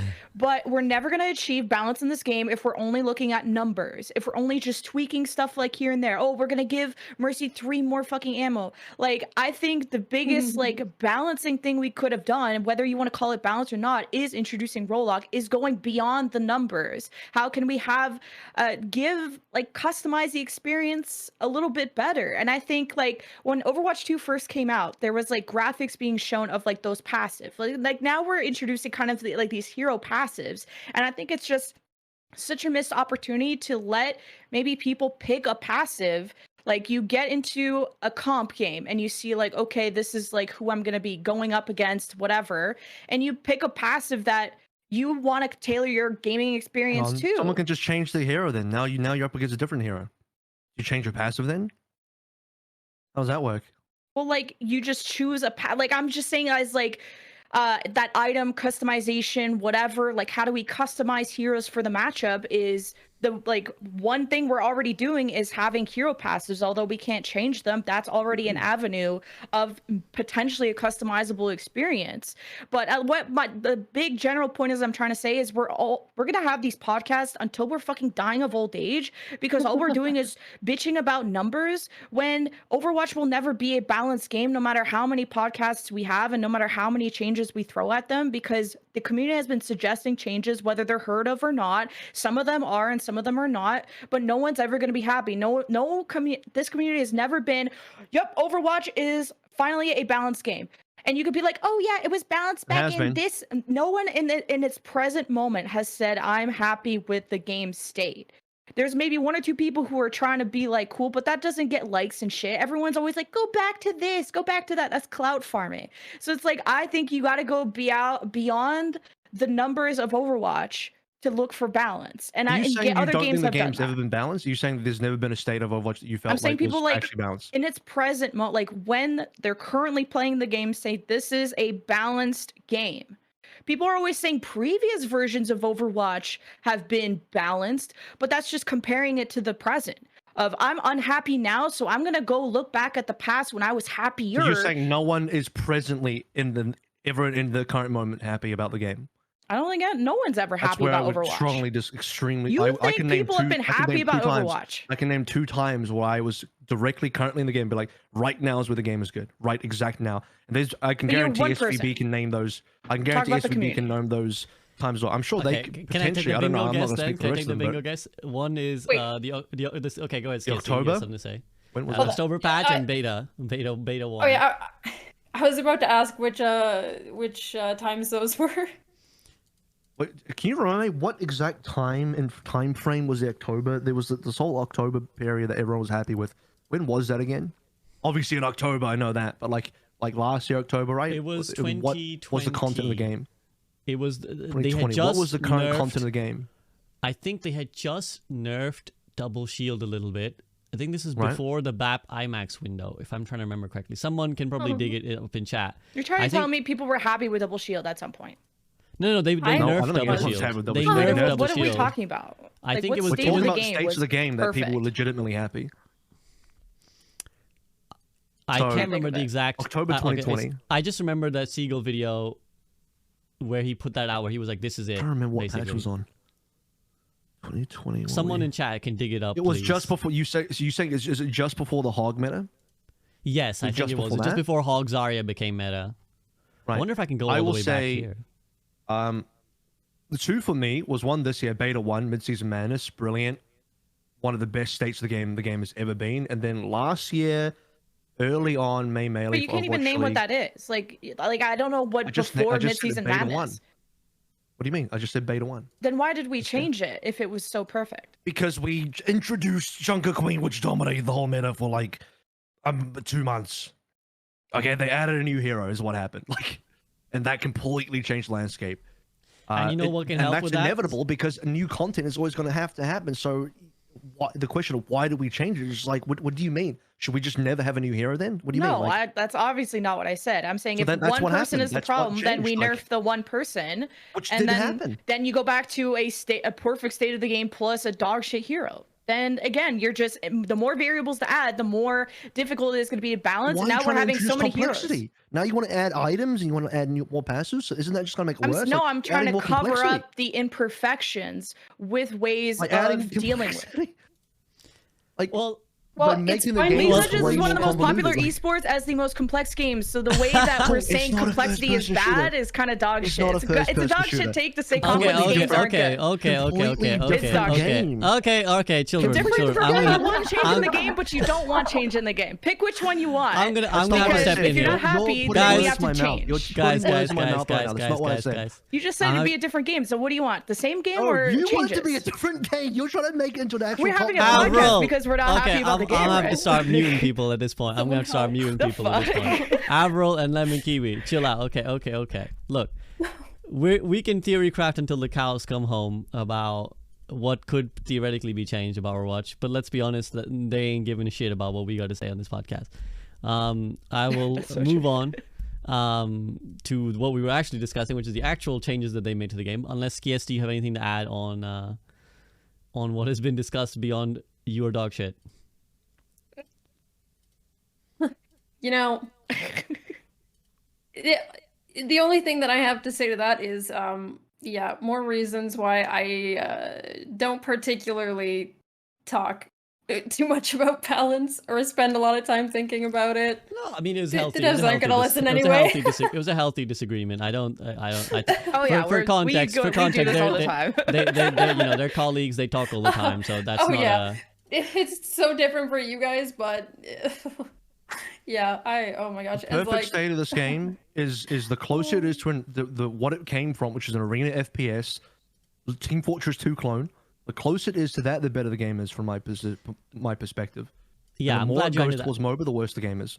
I'm glad you added that That's what I part about think. from my perspective, because clearly it is obviously. This is the thing about Overwatch, is that the reason it is so appealing is that it is so many different things to so many people. Already in the chat people in the chat were like, That's kind of the no, but problem I. too, though, isn't it? 'Cause Well, it doesn't have is, an but that's identity. the It's trying to thing. be It's too many both things. it's both the gift and the curse of Overwatch. People in chat were like, no, I like it when it's more like a MOBA. I want it to be more like a MOBA, and other people are like, no, I want it to be an FPS. A And lot of people unfortunately, like that about Overwatch. The whole like MOBA thing, like that's a good reason as to like. Also, sorry to interrupt, but like No, yeah. that's something that draws people to Overwatch where they don't find that in other FPS games. Like, I'm gonna be honest, I played Valorant. I played 3 rounds and I got bored out of my mind. I installed it immediately. Like, Because it you was didn't just get to the res part. You need to get like 6 rounds deep, and then you get a res. you need to get to Sage. well, And it was Res, like- and you're it was- oh, yes, Something like that. I'm at home. Listen, it was like 3 games or something, okay? But like it wasn't the same experience. It just wasn't as good. Like there's something very unique about Overwatch that I think all of us can agree on that just draws people to it, where it's not like, oh, you know, it's better like an FPS, or it's better when it's more like a MOBA, but it's Overwatch is such a unique combination of these things, and there's nothing really out there that, in my opinion, matches it, and it's what a lot of people get drawn to because of those things. Yeah, you can't be this- Smite because you go too far in the MOBA direction. Now you just Smite. I don't know how many Well, people think this Smite's is- a good game, but it's like I've never played Smite. This is one of the things, though. This is one of the interesting philosophical arguments, because it's like there's and I vividly remember this because I had this argument with Flats when they announced 5v5, right? And it's the sort of dilemma of attracting new players versus keeping your current player base happy, right? And so the more you move in any one direction towards, let's say, whether you're moving towards more of an FPS or more of a MOBA, you risk potentially alienating the people that you had previously. And I remember I had a discussion with Flats where we were talking about 6v6, and he was like, why would we change 6v6? Everyone who plays Overwatch likes 6v6. And I was like, yeah, but listen, dude, there's like an entire community of gamers out there who don't like the 6v6 and hate Overwatch specifically, but stop playing Overwatch for that specific reason. And essentially what you're doing is survivor's bias, right? You're talking to the only people who stuck around because they liked 6v6. 100%. Whereas there's like, you know, especially when you look at other games, almost every other game is 5v5. Now, does that mean we have to be 5v5 as well? No. But then it means you have to ask the question of like, is it worth being different on this issue? Does it add enough value, right? Does 6v6 add enough value for us to be the different ones out in this issue? And obviously the conclusion the devs came to were like, no, it's actually creating too many problems. This is one area we need to conform, and we can keep our differences in other areas, but like clearly 5v5 will appeal to more people than 6v6 did. And that turned out to be true. It was just better and healthier for the game. And I guess what we're arguing about here is another philosophical difference. Essentially, it's like, well, we could move towards more of a MOBA, and some people will say, no, I played Overwatch specifically because it wasn't too much of a MOBA. I wanted an FPS that had these MOBA elements. But beyond market research, like, we don't really know what percentage of people would prefer it to be more MOBA or prefer it to be more FPS. I guess the devs just have to make a decision of what they think is healthier for the game. And I want to let Lemon chime in now because I think she's been wanting to chime in for a while. Oh, no, it's just like, I think that's what it is it's tough to introduce changes when people don't like change, but then change is also the unknown of it could just make things worse. What audience are you catering for? Is it the casuals? Is it the pros? Is it the 6v6 FPS lovers? Is it the MOBA stuff? My idea, whether it's, you know, taking back whatever items, all this stuff, my fundamental argument is the balance needs to go beyond just the numbers and looking at other strategies of how can we cover up some imperfections in the game, because I truly believe Overwatch will never be balanced. Whether it's AVRL thinks it's like that you know, the beta 1 was the best, some people think that was the worst. And I'm not saying who, I'm just saying no one's going to agree on the state of the game. So why don't we just customize, like have it a customizable experience for the people to balance. You know, if they think tanks are too strong, then they can do this. If they want to be this, they can be that. And it's like, Overwatch is a flexible game, but not as flexible as others that I've played. I want to just clarify what I mean by FPS as well, because I think a lot of people, when they're like, oh, you want to make it like an FPS, well, then it's just Counter-Strike. It's like, bro, there's so many different types of FPS out there. Like, everyone just zooms in on attack shooters. Everyone's like, oh, well, I don't want to play Valorant. Why would I want the game to be more like an FPS? I'm talking arena shooting. I'm not talking about Valorant. I'm not talking about tactical shooters, right? I'm not talking about like these one taps with an M4. hiding behind a corner. I'm talking like Quake, Unreal Tournament, and this is number one for me, Team Fortress 2. By the way, a lot of people, Seagull included, came from Team Fortress 2. A lot of us. This game of Overwatch is like a reskin TF2 clone, more expanded. Instead of 9 classes or heroes, there's 30 of them. That's what it comes down to. At the end of the day, Overwatch, Blizzard, whether they want to admit it or not, they looked at TF2 as like, we can make a version of this game more expanded, a little bit more in depth with our flavor and our spin on it, our polish on it. And that game became big because TF2 was already nearly there, but Valve didn't give a shit. So in my mind, and the closer the game gets towards the TF2 feel, like that gameplay loop, and I'm not talking about the chaotic 12v12, more like a 6v6, even though like we're in 5v5. Don't worry about the numbers. The numbers doesn't matter. The better it is. When I talk about shooter, I'm not talking about like camping behind a corner with an AWP. I'm talking about like actual arena-based shooting, if people know what that means. A lot of people here probably haven't played arena shooters, although technically you have now because you're playing Overwatch. That's an arena shooter, believe it or not. The more it leans towards arena shooter, the better the game is from a pure mechanics gameplay perspective.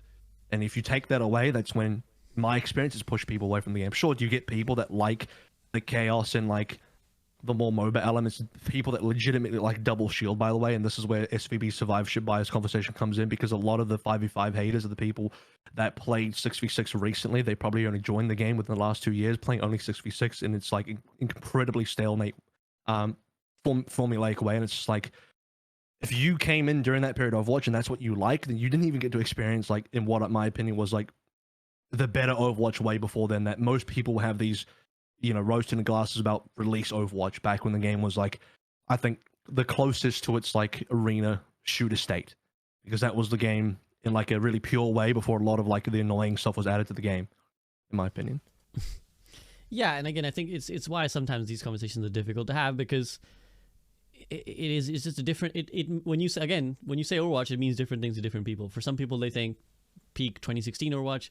Some people think Goats Overwatch. Some people think Double Shield Overwatch. Skiesti says silently she's sitting there as a Double Shield enjoyer, which you're totally allowed to be, Skiesti. I mean, I don't. Again, and there's so many elements. Again, it's like if you're brave, someone you've who's exposed yourself. hero, Listen, it's just because I could play, like, my hero wasn't Yes, completely garbage, you know, because exactly, Mercy right. sucks in Rush, and so I didn't like Rush because Mercy wasn't really viable, and that's what I enjoy doing. But with Double Shield, she was more viable, and I was like, nice, I don't mind this. Is viable fun? Because you just sit behind 2 shields, I mean, is that... Viable Well, is it's better than more getting hunted, I guess, fun right? than, like, never getting to play my hero because she just doesn't work right then, right? Yeah, and So for me, it was more fun, yeah. yeah, this is part of it, right? That's some your real hero- lesser devil shit right there. It's like... Hey, pick the lesser of 2 evils. Yeah, and again, the thing is like it's part of the nature of it. It's like depending on the state of your hero, you might change how you like or dislike Overwatch 2. But you know, I think that, you know, we were gonna discuss patch notes, but I'm now interested in this because I think we can, you know, as Lemon said, the patch notes will always come and go. People will always be whining. Yep. And people will whine no matter what. Anyways, so but I'm interested in the sort of philosophical discussions, and I do want to bring up 2 philosophical discussions before I know Lemon has a hard cap in about 23 minutes, so let's bring up that wanted tweet then. 6v6 Overwatch pre-roll lock was better. I want to hear Skiesti's opinion. Skiesti, do you agree with my man Wanted? 6v6 pre-roll lock Overwatch was the best version Can I of just it, say and... Wanted doesn't even agree with Wanted anymore, so... Yeah. I should clarify He that changed his afterwards he tweeted to say, actually, yeah, I've now changed my mind after some healthy discussion. This is why discussion is good. But this is why discussion is good. Let's discuss it, Skiesti. So, if do you agree, and if not, why? So, okay.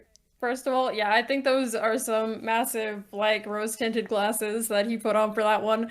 But, I mean, speaking from my experience, like, it was sort of enjoyable in the way that, you know, because in that 6v6, like, pre-roll lock, we ended up having the composition where it was, like, Mercy, Ball, and then like 4 DPS, and personally that was fun.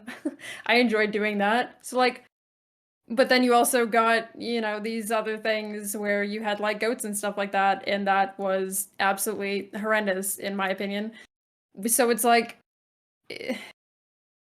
there were some like fun parts of it, I guess, but you'd also get into games where like sometimes you'd end up having like 5 support players or even 6 support players in some cases, and then it was like just this really awkward situation if if not everyone was guaranteed to get the role that they were queuing up to play, and then you'd end up having these really wacky comps of these people on heroes that they didn't want to play. Like, I remember one time I got into a game before, pre-roll lock 6v6, and it was me, like 3 other Mercy players, and then like 2 other people. Most of them were support players, and then I think we had like 1 tank, and I was like, well, Vale is on Mercy, and I can't play tank, and we don't need other supports. I'm gonna lock Pharah, I guess. And I remember it specifically, it was on Nepal, a Koth game. We got absolutely crushed. It was terrible. It was, like, yikes. It's like, I don't know. It had a lot of downfalls, and I don't think at all that it was the best version of Overwatch by a long shot.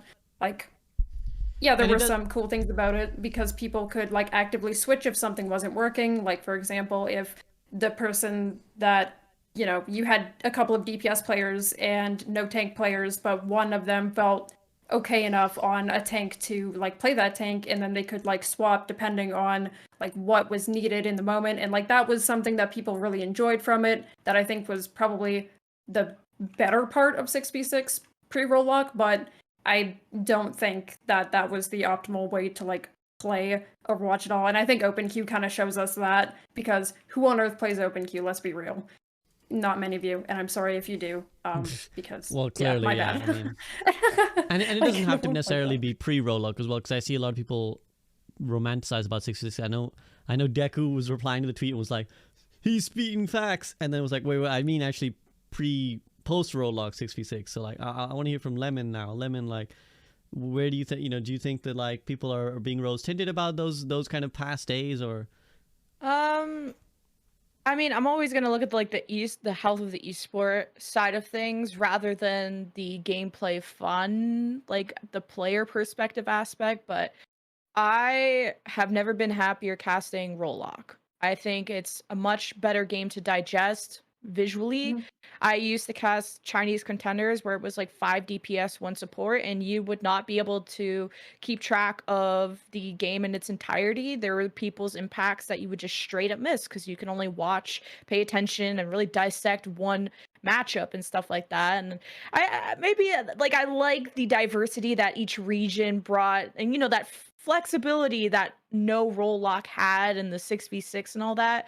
But I think we're in and this is why I think roll lock in that going to 5v5, these are balance changes that go beyond the numbers, and I think we need to keep going this direction. This is the scoldingest hot take I've had for a while, but Overwatch would be better as a 4v4. I almost like less players in a game. I think games are realizing that too with, minus League of Legends, but Call of Duty went back to 4v4 and stuff like that. Like, just the less players, the more each person has an impact, and it's easier to keep track of visually in an esport and all that. But anyone who is saying they miss 2CP, they miss 6v6, they miss no roll lock, I think is some weird, like, they're unhappy in its current state and they're trying to think of something else, but they're not very constructive in what the solution is. So they go back to a place where they were, quote, happier, even though that wasn't true happiness. That, or they're clout farming because people like bitching about Overwatch, and that's what gets likes. So it's one of those two camps. I'm gonna just what would you chime in remove, here, curiously? What do you remove if you want 4v4? I would say 4v4, 1 support, 1 tank, 2 DPS. 1 tank, 1 support, 2 DPS. I don't know. It's like I haven't like given like a serious. If you're putting me on the spot, I haven't given like serious thought about it. I'm just curious if you yeah. I want to chime in quickly, which is to say that I know someone in the YouTube comments right now is saying, "Well, why don't we just go 1v1 Overwatch then? Stop it right now. Delete your comment right now." I know it was coming. You can do that. I know it was coming. This is because people always go, if you suggest a change, people go, well, let's take it to the nth degree. If you were like, I like 6v6, and someone would be like, well, why not 20v20? Oh. But it's also where I think people's backgrounds of like what game they came from influences them. Because again, AVRL, you came from like League of Legends stuff, but where you came from arena mostly shooters, FPS, arena like, shooters, yeah. right? So you're like, I want arena shooters. Lemon, I know you came from COD, so you're kind of like going to like the COD going back to 4v4. Is that part of like your influence as well, right? I just like seeing how Overwatch, just even my casting and just how the narratives have developed from 6v6 to 5v5, I feel like we're able to put a better showcase and spotlight on individual players. And I think that, I mean, I don't know what Overwatch 4v4 would be like, and maybe that's a super dog shit idea, but it's just trying it would be nice just to see, because I feel like it would just, we'd have more impact for each players, and it wouldn't be so oppressive to get jumped on, you know, all the time. But I've actually casted 3v3 to like, and it was semi-competitive. I'm not gonna say it was actually competitive because it didn't have the best players in the world, but like I've casted 3v3 to the point where I've seen metas develop in 3v3, and like here's one observation I'm gonna make: the less players you're gonna get in your game, actually the more FPS the game needs to become in all aspects of FPS. So even potentially in a tactical shooter kind of way, because heroes like Mercy in a 4v4, I'm sorry, Skiesti, probably won't be able to efficiently exist, because can you imagine 1/4 of your team is now a Mercy that doesn't contribute outside of pocket healing and some damage boosting, and you effectively in a lot of cases probably just have one less player.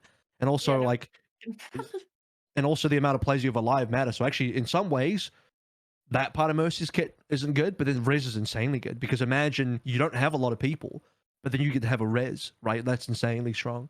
So you have to be able to actually get the res, and that's already hard to do in That's true. 5v5, and doing it in 4v4 if you're down 1 and it's 4v3 is going to be nearly impossible.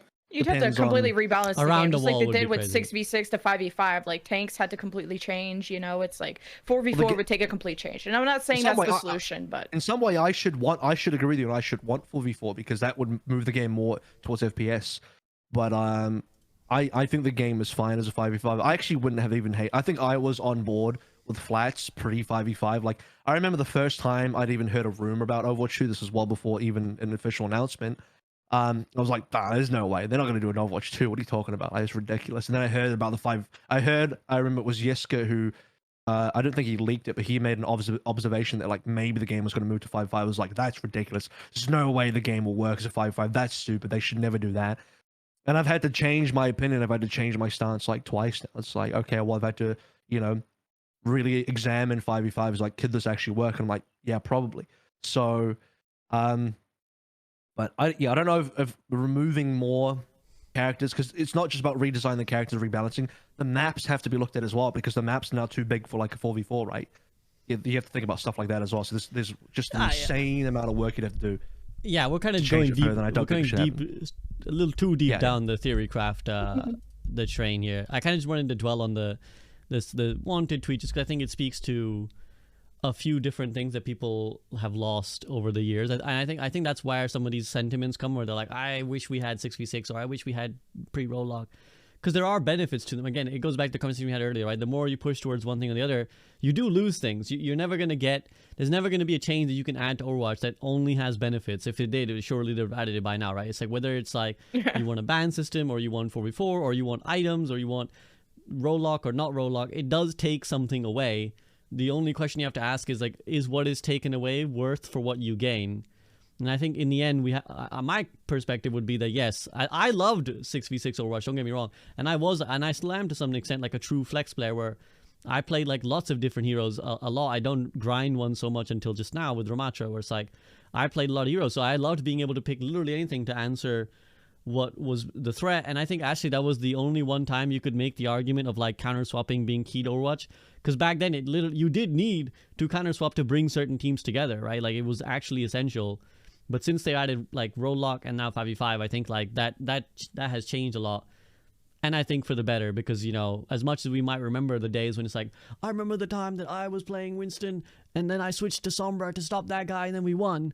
You're also forgetting the like 5 games where it was like, well, I have 4 DPS. I guess me and this other guy who are willing to play something that's not DPS will have to find out some way to make this work or something, so we lost. I said to Wanted in the reply as well, like we lost some of the fun for sanity, and I think we need the sanity of like, again, I do believe as well. Yeah, I believe what AVRL says as well, where it's like I also think that a game needs structure to then It sounds antithetical because when you say bring structure to the game, it sounds like you're a real wet blanket that's like wants a bunch of rules.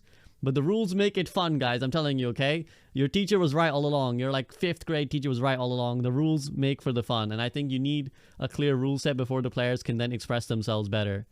Yeah. Grammar in chat says it's easy to balance with more structure. Correct. Absolutely easy to balance with more structure. Like, imagine trying to balance the game back in No Limits, where you have to balance a single hero against 5 other copies of itself on its own team. It's impossible. What is that? Like, to add more structure allows an easier case to balance, because now you're in a sort of situation where this is part of the reason for 5v5 as well. Like, people keep forgetting about this, but balancing 2 tanks is difficult. Why? Because you have to balance the 2 tanks against each other in terms of how well they support each other. And the dichotomy of how tank works in 6v6 was that at the very tippy top level, with 2 tanks working extremely well together, it was unbelievable synergy. But at the bottom level, where 2 tanks don't work together at all, where a hog just flanks and your other tank is like a diva doing her own thing, and it just doesn't. The game just fundamentally doesn't work. You lose at the hero selection screen. Whereas a single tank, like, it doesn't have to be balanced against another tank, means you can. To me, that makes a tank easy to balance, because you're not thinking about like how tanks' effects compound with each other. It's basically the whole No Limits perspective of like, how do you balance one Winston against 5 other Winstons on your team? To now, like, okay, well, how do you balance one Winston with one other tanking team? To just, how do you balance Winston? How do you just balance one tank versus another tank versus the other team? Which is a lot easier. The more structure there is, the easier it is to balance. Absolutely. And again, before someone in the comments is like, well, make it 1v1. Again, yeah, if you made it 1v1, it'd be much easier to balance, but there's a sweet spot. There's That's like just not a game anymore. It's just, what is that? Well, there's a Goldilocks zone, right? It's like you can strip away enough, variables till you're at a sweet spot where it's like, okay, there's enough freedom in expression, while we from the dev side can make it sane. Okay. Now, we got to rush through the last little bit, because I know, again, Lemon's got pressed for time. Sorry. No, it's okay. So I'm going to get a quick word from Skiesti. There's been a recent discussion. AVRL has prompted this largely as well. I know Boger chimed in too, that the game will be healthier without damage boosts. And as obviously as a person who plays a character whose damage boost is kind of core to their kit, how do you feel about this? Hello guys, SVB here. Just want to quickly interrupt this episode of the Group Up Podcast to say that if you've been enjoying this content, then please do consider supporting me directly via Patreon. It really does help, since Patreon only takes about 10% of your money, where YouTube and Twitch take 40 and 50% respectively. So it supports me and allows me to keep making videos no matter how many views they do or don't get. Also, if you are really enjoying this discussion, then why not consider watching some of my other content? First and foremost, my Twitch stream, where this podcast is hosted live, and I stream 5 days a week doing a bunch of other things as well. If you're not much of a Twitch viewer, then you can check out the SVB side channel, where all the best bits from the stream go straight to YouTube in highlight format, including VOD reviews, gameplay, and streamer formats such as the Fantasy Overwatch or Rank Gauntlet that you may have seen other streamers participate in. And finally, if you're sick of Overwatch, then you could check out my other channel, The Soak, which is where I do movie and TV breakdowns. And I've done videos on things like Avatar The Last Airbender, Pixar's Up, and anime like Haikyuu. So if any of that sounds up your street, then all the links are in the description. But now, back to the discussion. Alright, so, I actually wonder if maybe we should get Lemon's take first, because I know that this is probably going to be a lengthy discussion and might end up going over the time when Lemon has to go. So if Lemon leaves, do we continue having this discussion? I mean, I'm down. Go for it. Yeah, it sounds like you guys have a big debate to get through just on that alone. I'm thinking so. Let the great debate start. Indeed. I think it's tough, because the damage boosting is just the most important utility, I think, or like just one of the, I won't say important, but strongest utility that you can give. And AVRL's already like, oh fuck, here we go. But I wouldn't say it's bad for the game, but you're introducing complexities to balancing the game, where now you can't just look at an individual character. You got to think of the combinations, the combos and stuff, which is just making the game more difficult. I don't say it shouldn't be in the game, because I think it's fun. I play a little bit of Mercy. I think she's really fun when you're pretty drunk. So, but would I want to remove her? No, but don't bitch about balance if we're going to introduce all these like variables to, okay, you can't just look at the numbers. You got to think about this number plus this. And then the efficiency of that player plus the efficiency of now another player combined. Because now you're not just looking at Sojourn, it's Sojourn with Attaché. And now you're balancing one hero, but it's two at the same time. So I think it's just going to make it impossible to balance. I don't think it shouldn't be in the game. It's just going to be hard. Appreciate that That's my take. And with that, do we have to let you go now, Lemon? Oh, sure. I won't. I'll start hearing Skiesti's take, and I might just disconnect. Okay. He's just like so annoyed. He's like, "Fuck this show. What the wow? Cancel." I'll be like based and then leave. Exactly. So Okay, so go ahead, Skiesti. So I know that I am probably kind of in the minority for the general community that, I mean, I will agree that damage boost, yes, does make it so that you have to think about Mercy, especially when it comes to DPS heroes and their numbers. But I think it's fine. Like, I don't think damage boost is such a problem that it has to be removed or reworked, but it's sort of like, how do I explain it? If you're running Mercy for damage boost, then chances are that you're trading off something else. Like, a lot of people right now are running Kiriko and Lucio, but if you want Mercy with that damage boost for your Sojourn, then you're gonna have to drop the Lucio, right? So it's like a trade-off of something that is useful. You're giving up something to be able to have something else at play. And is that worth it or is it not? Like, each support contributes something, and Mercy's something, if used correctly, is her damage boost. So it's essentially a trade-off, and I don't think that it's so much of a problem that it needs to be removed or reworked. And listen, I've seen a lot of people also say, oh, she should instead give her like damage boost partner a 30% attack speed increase. Okay. That was AV, by the way. Yeah, but I've also seen other people agreeing with that. But like, if that comes in, is it going to be more annoying to play against? Like, are we just, for example, with Mercy previously, everyone hated mass res, so we took that away. And then we got busted Valk Moth Mercy, and everyone hated that, I think, so much more. So it's like, I don't know. I don't think that damage boost is that much of a problem. It just means that you have to be a little bit more considerate about what numbers you're putting out or when you are balancing. And it's not just Mercy's damage boost that you have to think about, it's also Zen's Discord orb, because that does also play a factor. It's not just Mercy that has this like damage amplification. Alright, based. Yeah, everything right. she said. Minus that attack speed shit. That's dog shit. No, I don't. I think the attack I'll speed head out. shit Thanks so much would for having me, I'm not on SBB. Thanks, Lemon. Thank you. Peace. Skiesti Go fan. Go show Lemon some love. And we'll all shift around, or at least certainly Skiesti and I'm now Lemonkiwi. I'll let Avril chime in. I've got thoughts too, but I want Avril chime in. He was the progenitor of this, so go ahead. I don't even think I just re-brought Okay, up. I know. I'm just joking. It's a common so, like, sentiment. It's been expressed before as well. I called, and what's funny is some people got mad. They didn't get mad at what the take was. They got mad that I called it a hot take, and it's just like, come on, that's weird. The reason why it's hot is because not everyone agrees. There's probably plenty of support players, Mercy players, all sorts of people that probably think I'm wrong there, and that's fine. That's actually why I thought it was a hot take. Also, it's better to farm impressions that way. I've had a bit of practice. Nice. You'll notice over the course of our discussion so far on the podcast, I've almost been kind of prepping for this conversation by even just dropping in certain topics like, do you think unhealthy design philosophies or unhealthy mechanics in the game should stay in the game even though it's quote unquote part of the hero's identity, just stuff like that. And part of that was alluding to Mercy as well, but we're finally here. And I've said for a while that all forms of damage boosting, all forms of non-ultimate damage boosting are not healthy for the game. So I actually do include Discord in that, which is why I was including the tweet as well. Discord is part of that equation.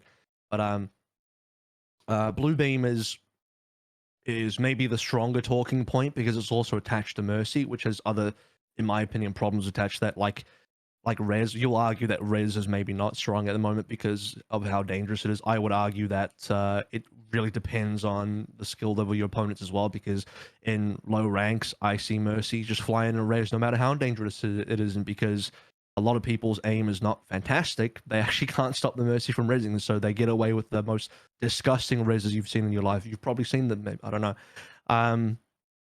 I was actually surprised that Evie agreed with me, but I'll take it. I'm pleased with that. That's good. And I have very different takes on Mercy. I'll say at least Okay. that. Evie frequently maintains that she's the Mercy main that all other Mercy mains hate in terms of her opinion. So yeah, carry on. Okay. All right. Well, I'll take her on my side. That's fine with me.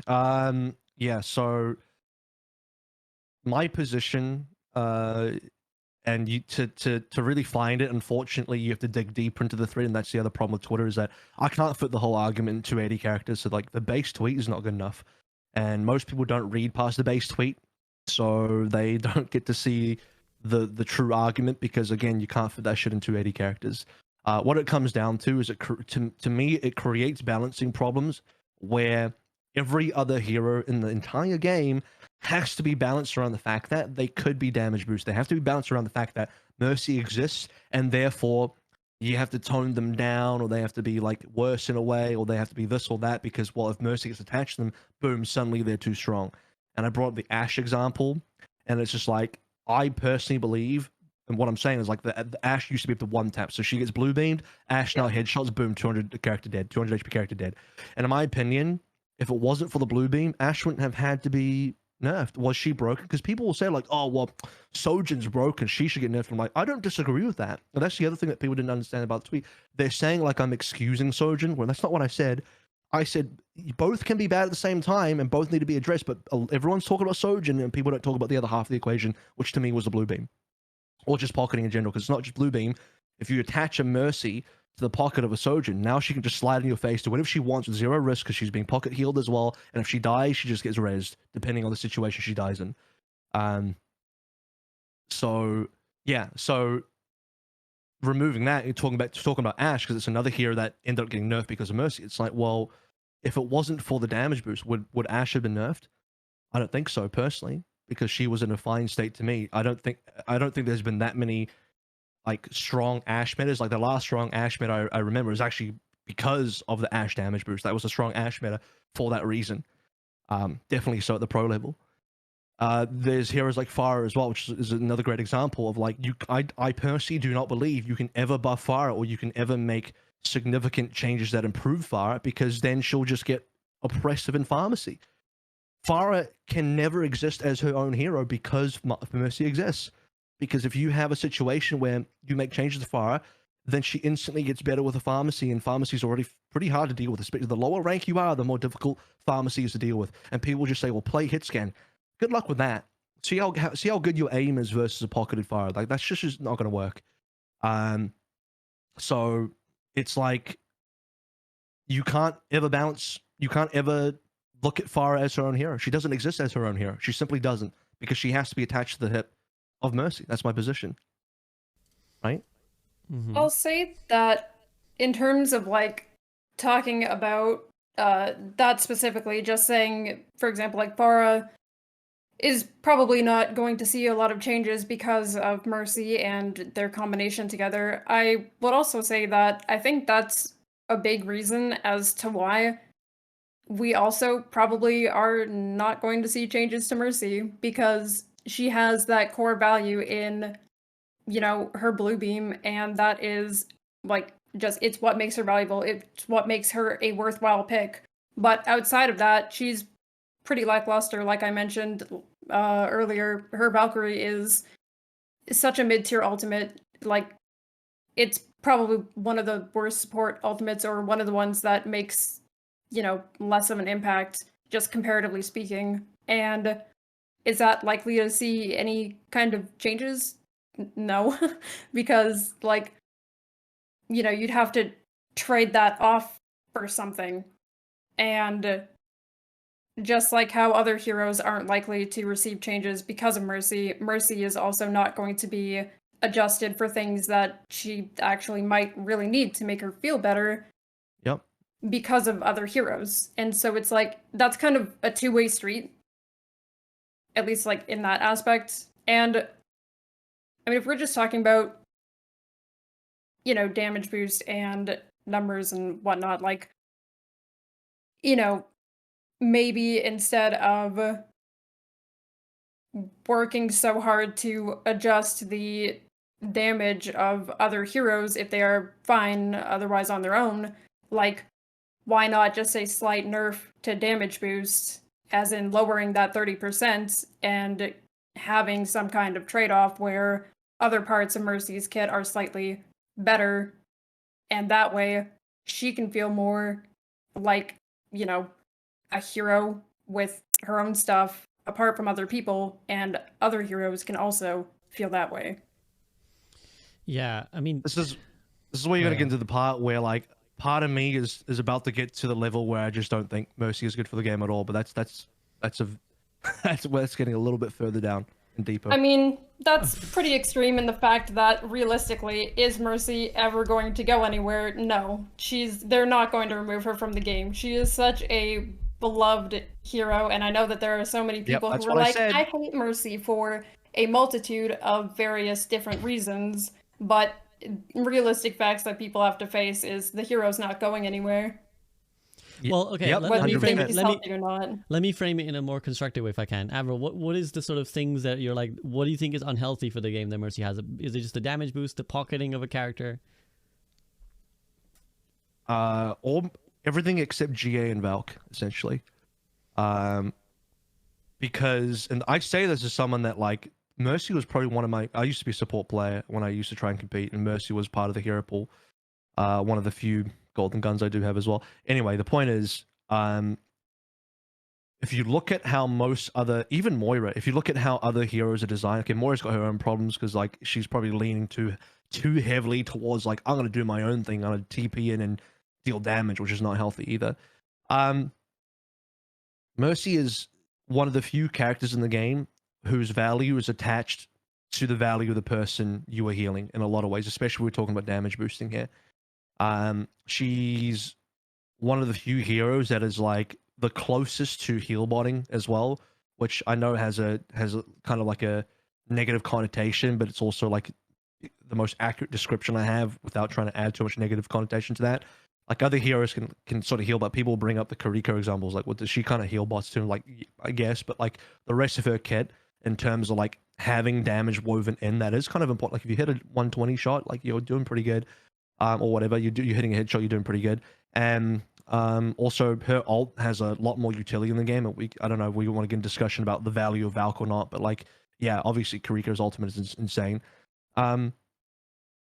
My opinion is that more heroes should be closer to what Ana brings to the table. And, you know, without getting into discussion about how viable Ana is right now, because Kariko with her Suzu is what I think really puts Ana down a lot. Ana is one of the most well-designed heroes in the game because of what she offers to the team. Like, she has a lot of input if you are hitting shots, if you are mechanically gifted, and also if you can use her cooldowns appropriately. And her cooldowns are very high value, but then they require a lot of skill to use. This is not just a skill discussion, like I'm saying, like, you know, Mercy has to be like super high mechanical, but I think she's the type of hero that gets a lot of value for not a lot of input, and that to me is scary design in the game, because what ends up happening is when you plant that into a very high level gameplay, if you start putting that into like pro level or like very high ranks, or even like getting towards reasonably high ranks, we're talking about a hero that is able to do a lot or not a lot from the actual player versus what everyone else has to put in the game. And the problematic part about res, whether you don't want to have a debate about how easy or hard res is, the concept of res is that I press a button and it undoes the thing that took a lot of skill to achieve, which is to get that kill, right? Because the player that had to get that kill had to do probably a lot more than the player resurrecting in terms of their level of mechanic and precision to actually find that level of kill. And I'm There's doing a that lot as of a big other abilities. problem. I'll just quickly chime in and say there's a lot of other abilities that fit that description, though. Yeah, I was about to say immortality field. There's Suzu, like Suzu, those Zarya two Bubble, let's specific. say. Yeah, And I but, think like, they're problematic as well. Like I think a lot of Mhm. people in the history of Overwatch have agreed that immortality field has not been great for the game, even though No, now it's true. a lot of people will say that immortality field's in a better place because people have at least learned to shoot it now. A lot of people right now are saying Suzu's not great because the whole invulnerability part of it just feels totally unnecessary. Like, why does Suzu have both invulnerability and cleanse? Does it need both? Probably not. Right? These are all problematic abilities. I don't think they should be in the game either. I'd make the argument that Suzu and Immortality Field are actually probably maybe even better than Mercy's Res because they're on lower cooldowns and they also don't pose as much of a risk to the person using them as Mercy's Resurrection does to her. I would say that I would say that abilities like Suzu feel more fair when you're going up against them than a Res. Res seems very anticlimactic in that kind of way. But I will agree that I will concede the fact that again, depending on the level you're playing at, if you're playing at a super high level, you're probably not going to be able to get easy reses off. So you might not get.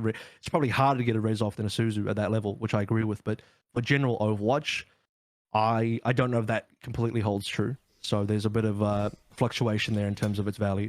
How would you respond to the rest of the arguments, Skiesti? Because obviously, AVRL's, unless you got anything else to add, AVRL, like you've pointed out a few gripes. I just think like the idea of pocketing, the idea of one hero's value being attached to another hero, and their own impact and their own input into the game, their own impact to the game being so minimal and, in my opinion, uninteractive as well.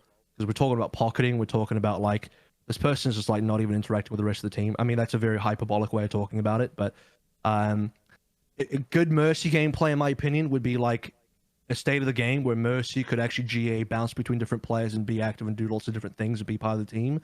But when you're in a situation, a blue beam seriously encourages this gameplay where you're just attached to the hip of this best hits game player in your lobby and watching them shred, like that's just frustrating. I think the most frustrating gameplay experience I've ever been in, and nothing against the people that did this because it was like a streamer event, and I was going up against, and the teams are obviously mixed. And when you enter these streamer events, the level of skill is obviously going to be very different. Some people are going to be gold, some people might be fucking GM. That's just how it is because content creators have different capabilities, so they try to mix up the teams as best they can. Cool. I'm up against on the other team. To be fair, this was early Sojin, so she was a lot more busted. But this top 500 level hit scan player, hard pocketed by a Mercy player, didn't even touch the other three players, and it was like all of us plus our tank was a contenders level tank, and like we basically just watched these two raid like Godzilla versus King Kong versus each other because the rest of us were just like couldn't do shit, and we tried to like hard pocket our tank and help him as much as possible. I was a DPS on my team going up against this hard pocketed Sojin, especially one that's so much better than the rest of our team, and it's just like you can't do anything. And even if I randomly got a kill, instantly res, couldn't stop the res either because they would do it behind a wall, or unlucky my aim's too bad, I couldn't kill the Mercy, so I just couldn't stop the res. And that's just my experience. Like, I'm sure if we were all top 500, I would have hit that shot and Mercy wouldn't have res, but I just suck. Too bad. Sucks to suck for me, I guess. So yeah, see, there's a lot of elements that you feel are like uninteractive, and that's kind of like your, and yeah, unhealthy for the game, as you pointed out. So I want to give Skiesti the chance. Now, you've listened very patiently, Skiesti, to kind of feedback on what's been said. So I guess first thing we'll kind of address is the whole like pocketing versus like, you're going between your teammates. The whole thing about Mercy is that if you're running her, yeah, her damage boost and her movement are the most important parts of her kit IMO. They're what brings you the most value. And I say movement because there's a very big difference as to how, for example, lower ranks compared to higher ranks, like I mentioned earlier, use her movement. Like, there's a very big skill gap there in the kind of contributions you can make for it. And when it comes to pocketing or going like between your team, if you are, fluttering between one teammate to another, and the value that you're bringing there is probably mostly healing, or if it is healing, you honestly shouldn't be doing that because you're taking away alt charge from your other support that could be getting that, and you're also losing value where you should be, which is pocketing either one of your DPS to provide, more damage output. But it's not that it's...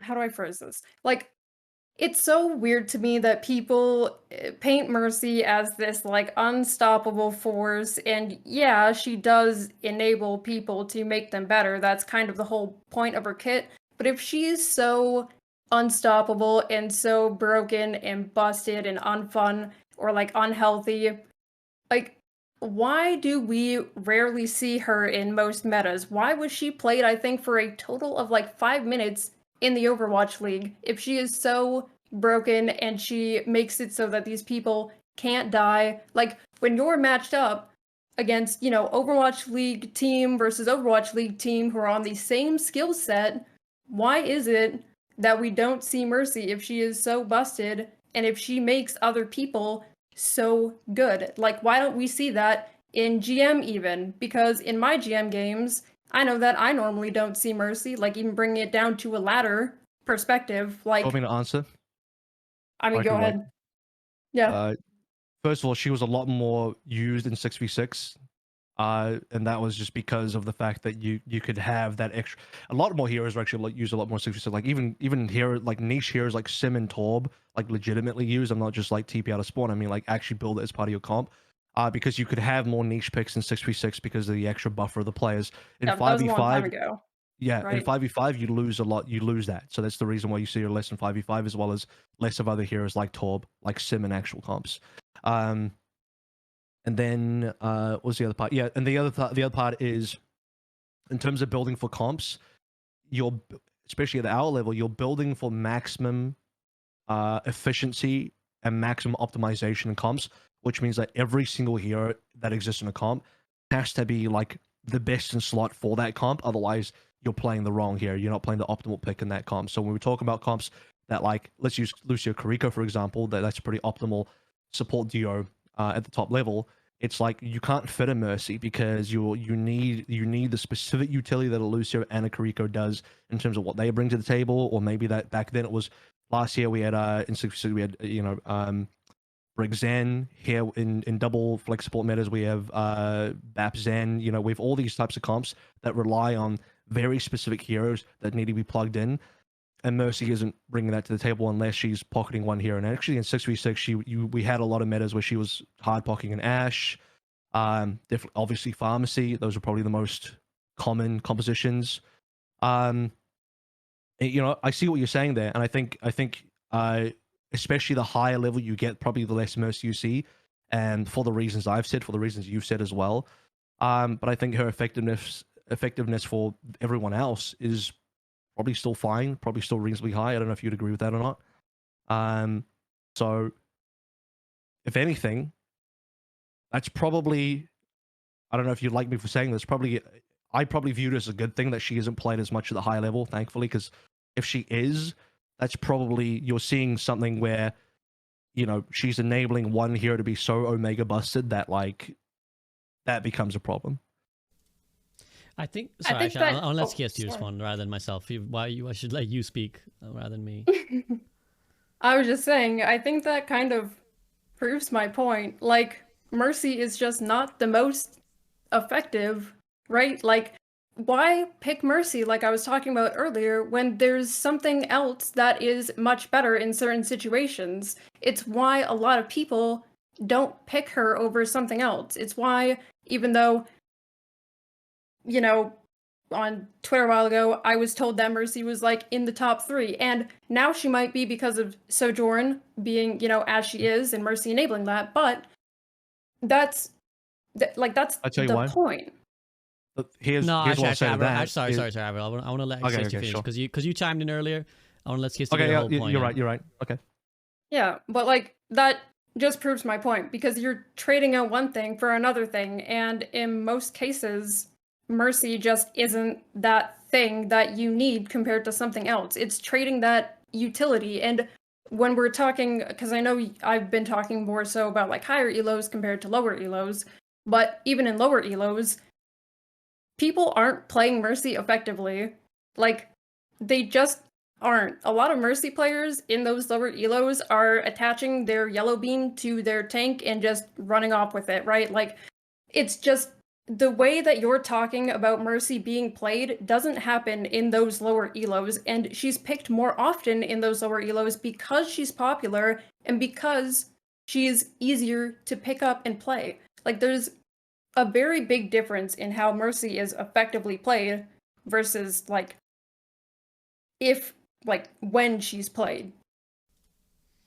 I think This is where I'm gonna. Go ahead. Did you want to say something first, SBB? Okay. Yeah, well, I just wanted to chime in quickly because I'm not a Mercy player, so I don't want to speak as if I have any authority on her in that sense. But I did make a video, kind of detailing my thoughts on Mercy a long time ago, which I think a lot of people did like, at least, about like the duality of Mercy and like kind of how she's this very complex and interesting character, both in game and out of game, and how people kind of view her and how there's a lot of hate directed towards her. And one of the things I talked about was that there's part of that duality is that there are ways to play her that are incredibly infuriating to go up against, but there's also the reality of what like the average Mercy experiences, right? Which is that what you're describing, AVRL, is very real, which is like the Mercy sits with one guy, that guy is on. It's not even just a 2v1, it's like better than a 2v1, because it's like I've tried to give this example to my stream before, because let's say it's like you're dueling a soldier and a Zen on a flank, right? If you kill the Zen, the soldier's like efficacy goes down a little bit because he doesn't have the healing orb, so now it's easier to kill the soldier. Whereas when you're fighting soldier Mercy, the Mercy's around the corner, so you have to now fight the soldier, but the soldier has a Mercy pocket, meaning he's like getting healed up all the time. And so the value is never lost as long as like that combo exists, and the combo is kind of always outputting value. So there's that element. But the problem is, how frequent is that? That's like the fear example, right? That's like the nth degree example. And of course, that's what we're seeing right now with Sojourn, and we've seen that in the past with Ashe, where it's like, that is what's happening right now. This Mercy is just hard pocketing this guy. It's impossible to win. But for the Mercy players, and again, correct me if I'm wrong, Skiesti, the reality of how they play Mercy most of the time is kind of what you described, and I think EVA always describes it as the dinner dash style, right? Where it's like, you want to bounce from this guy to this guy, and I think, again, I know Evie says like frequently, the way she advocates playing Mercy is, don't pocket the best player, pocket the worst player so that they live. Like, the best player will survive on their own. Make sure the bad player doesn't die as much, and so you help them. So give the resource to the person who needs them the most, rather opposed to the person who can survive on their own. So there clearly are these other playstyles, and clearly, again, I have watched Skiesti, watched Somnus, watched Neandra, watched EVA.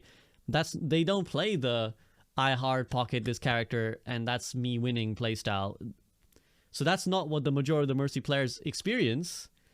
But what other people often are on the receiving end of is what you're describing, which is like, okay, well, this is just uninteractive. This is dumb as hell.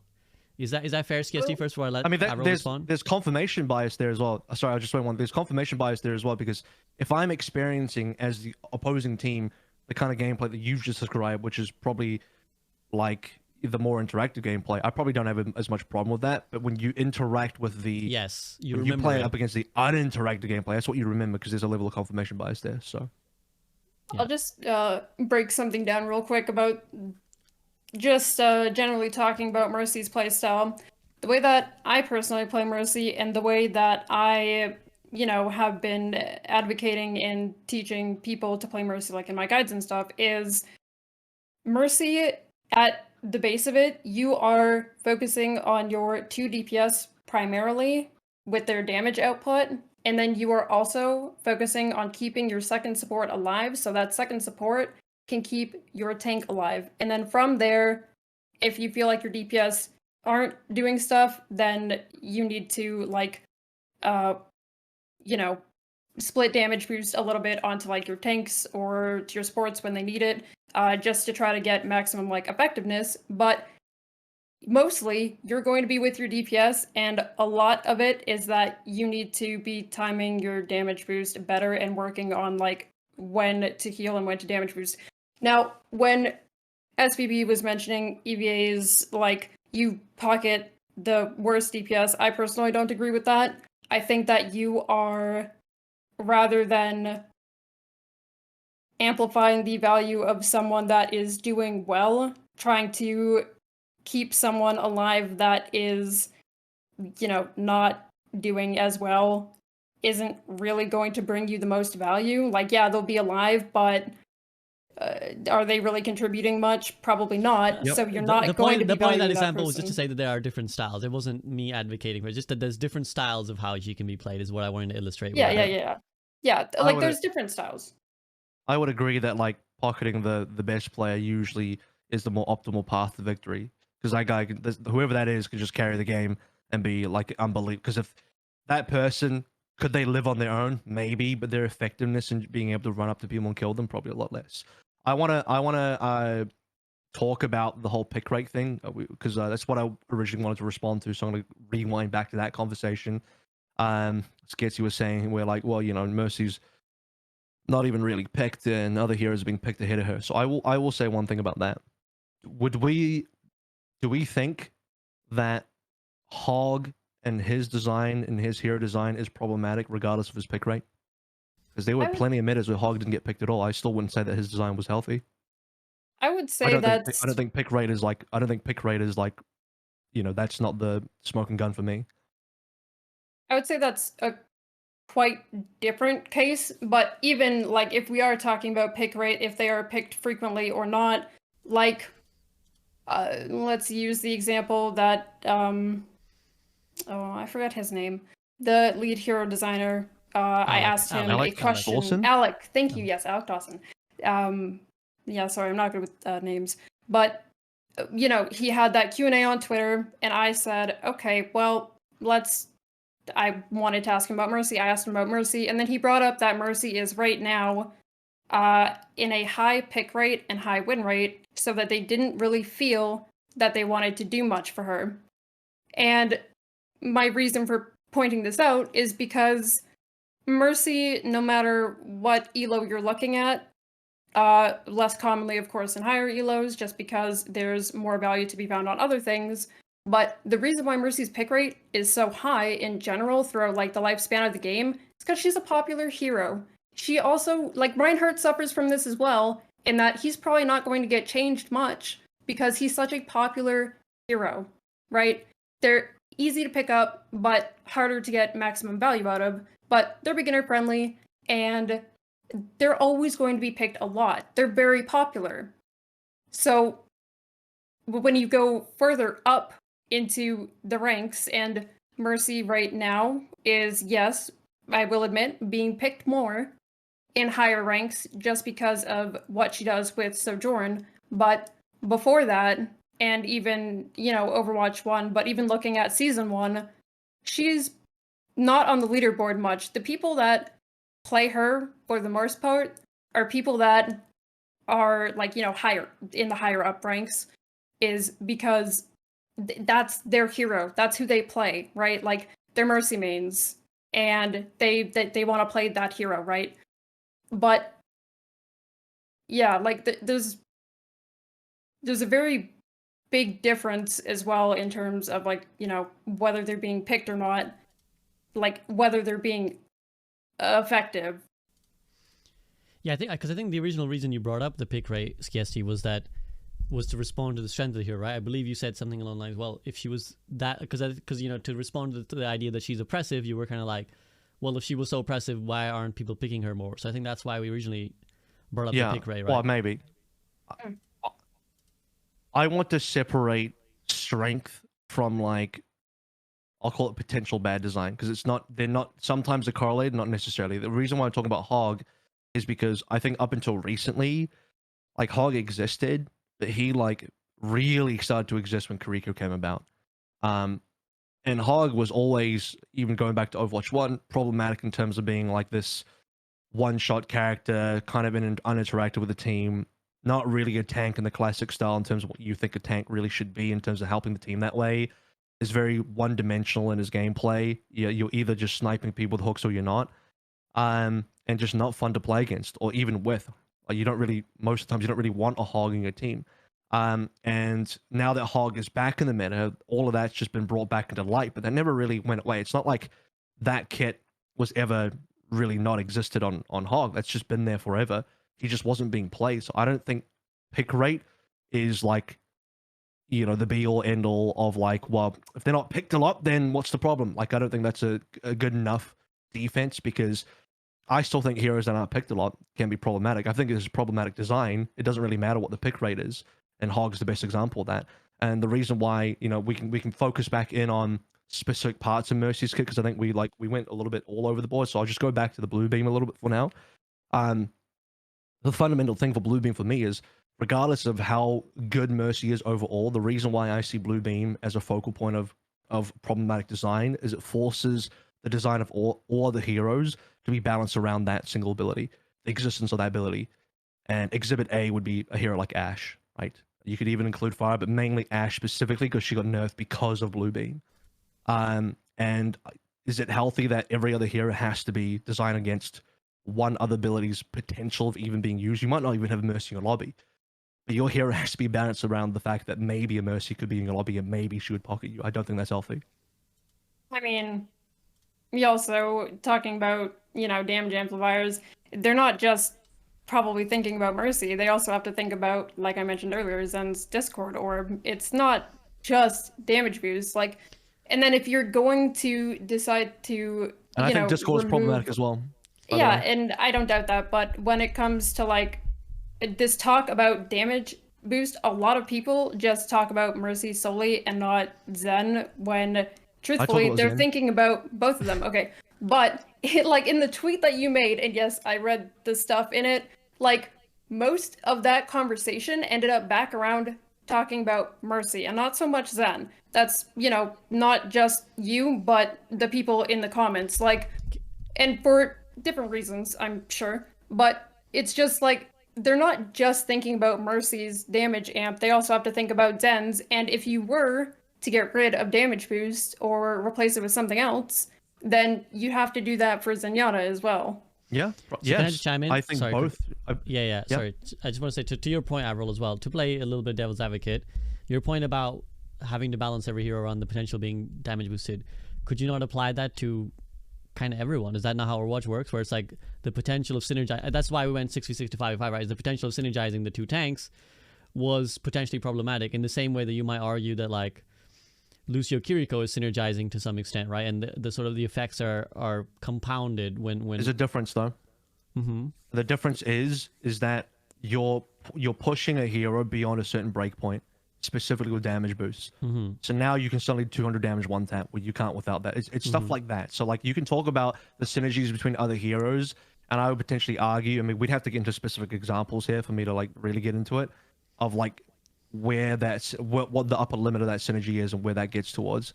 And so when you make good heroes really broken, and by the way, the damage boost is one part of the equation, but you have to remember the other part of the equation has always been the other pocketing as well, because for a Sojourn specifically, which is what kind of prompted this entire discussion, at least for me, is it's not just the damage boost allowing Sojourn to once again break her damage breakpoints, but now like under a pocket, she can do all these things with very little risk, be rezzed, be healed the entire way through, all of the above on top of the pocket, but the pocket is on top of the damage boost, but the damage boost itself puts her in a problematic era. It moves the needle into problematic. Is what I'm saying. I get you. Like, so the argument is that it's an extreme version of it. So I get it. I agree. I was kind of devil's advocating.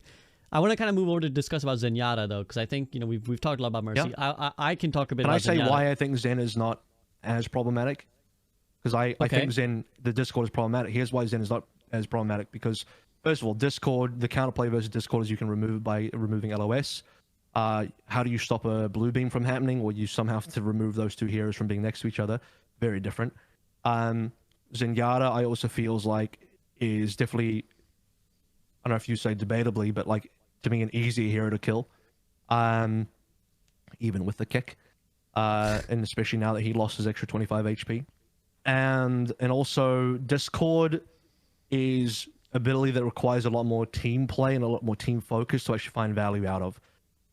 So your entire team has to actually, like, more than one person has to kind of like shoot the Discord at target. There has to be at least some coordination between, you know, your Discord and then people acting on that Discord. And beyond that as well, yeah, I think Discord is still not a fun ability, and I still think it's it breaks damage, breakpoints as well. But it does feel like there's more counterplay against it, which is why I think people don't view it as problematic. And I think it's also because people view Zenyatta as an entire hero as less of a problematic hero than Mercy as well, which is part of that potential bias in play. But Discord to me is still problematic, and I would like to see it gone. Yeah, I have thoughts on Zen as someone who plays a lot of Zen, but I want to let Skiesti respond first before we move to Zen. If there's anything you want to chime in on, Skiesti. I mean, because I don't play Zen as much, it's probably better if you go first and then I go last. Okay, well, I just want to say if you want to chime in on anything that's said about like, you know, Zen versus Mercy, or just like any of the breakpoint stuff and the extreme example of how it's worse. But if you're good, I'll go. I mean, I think that using the extreme examples in this, you know, these kind of scenarios and painting Mercy as like this really problematic hero is like, realistically, how often does that happen? Not as often as you think, even in like GM levels. It's not like someone becomes completely unkillable. Yeah, they're harder to kill, but like they're not suddenly invulnerable. They're not suddenly like perma bap lamped or something like that where they can just never die. And being like, oh, you can just get the res off, like it's just more complex than that. And if anyone thinks that it's not, then go play Mercy at a GM level and see how that experience is. It's nothing compared to what you are trying to paint it as, or what this community tries to paint it as. Like, yeah, she's not the hardest hero in the shed or whatever, but it's not as easy as people paint it, and it's not as like, you know, it's not, the situation that you're talking about happens far less often than you think, and the ability to actually get off those reses and do any of that, those combinations that you're talking about, like, unless they're completely like behind a wall, which most of the time, because they have you, they're aggressing, it's a lot more like unsafe. It's, I don't know, I'm just, the way that the community talks about this whole situation is very different from the actual experience.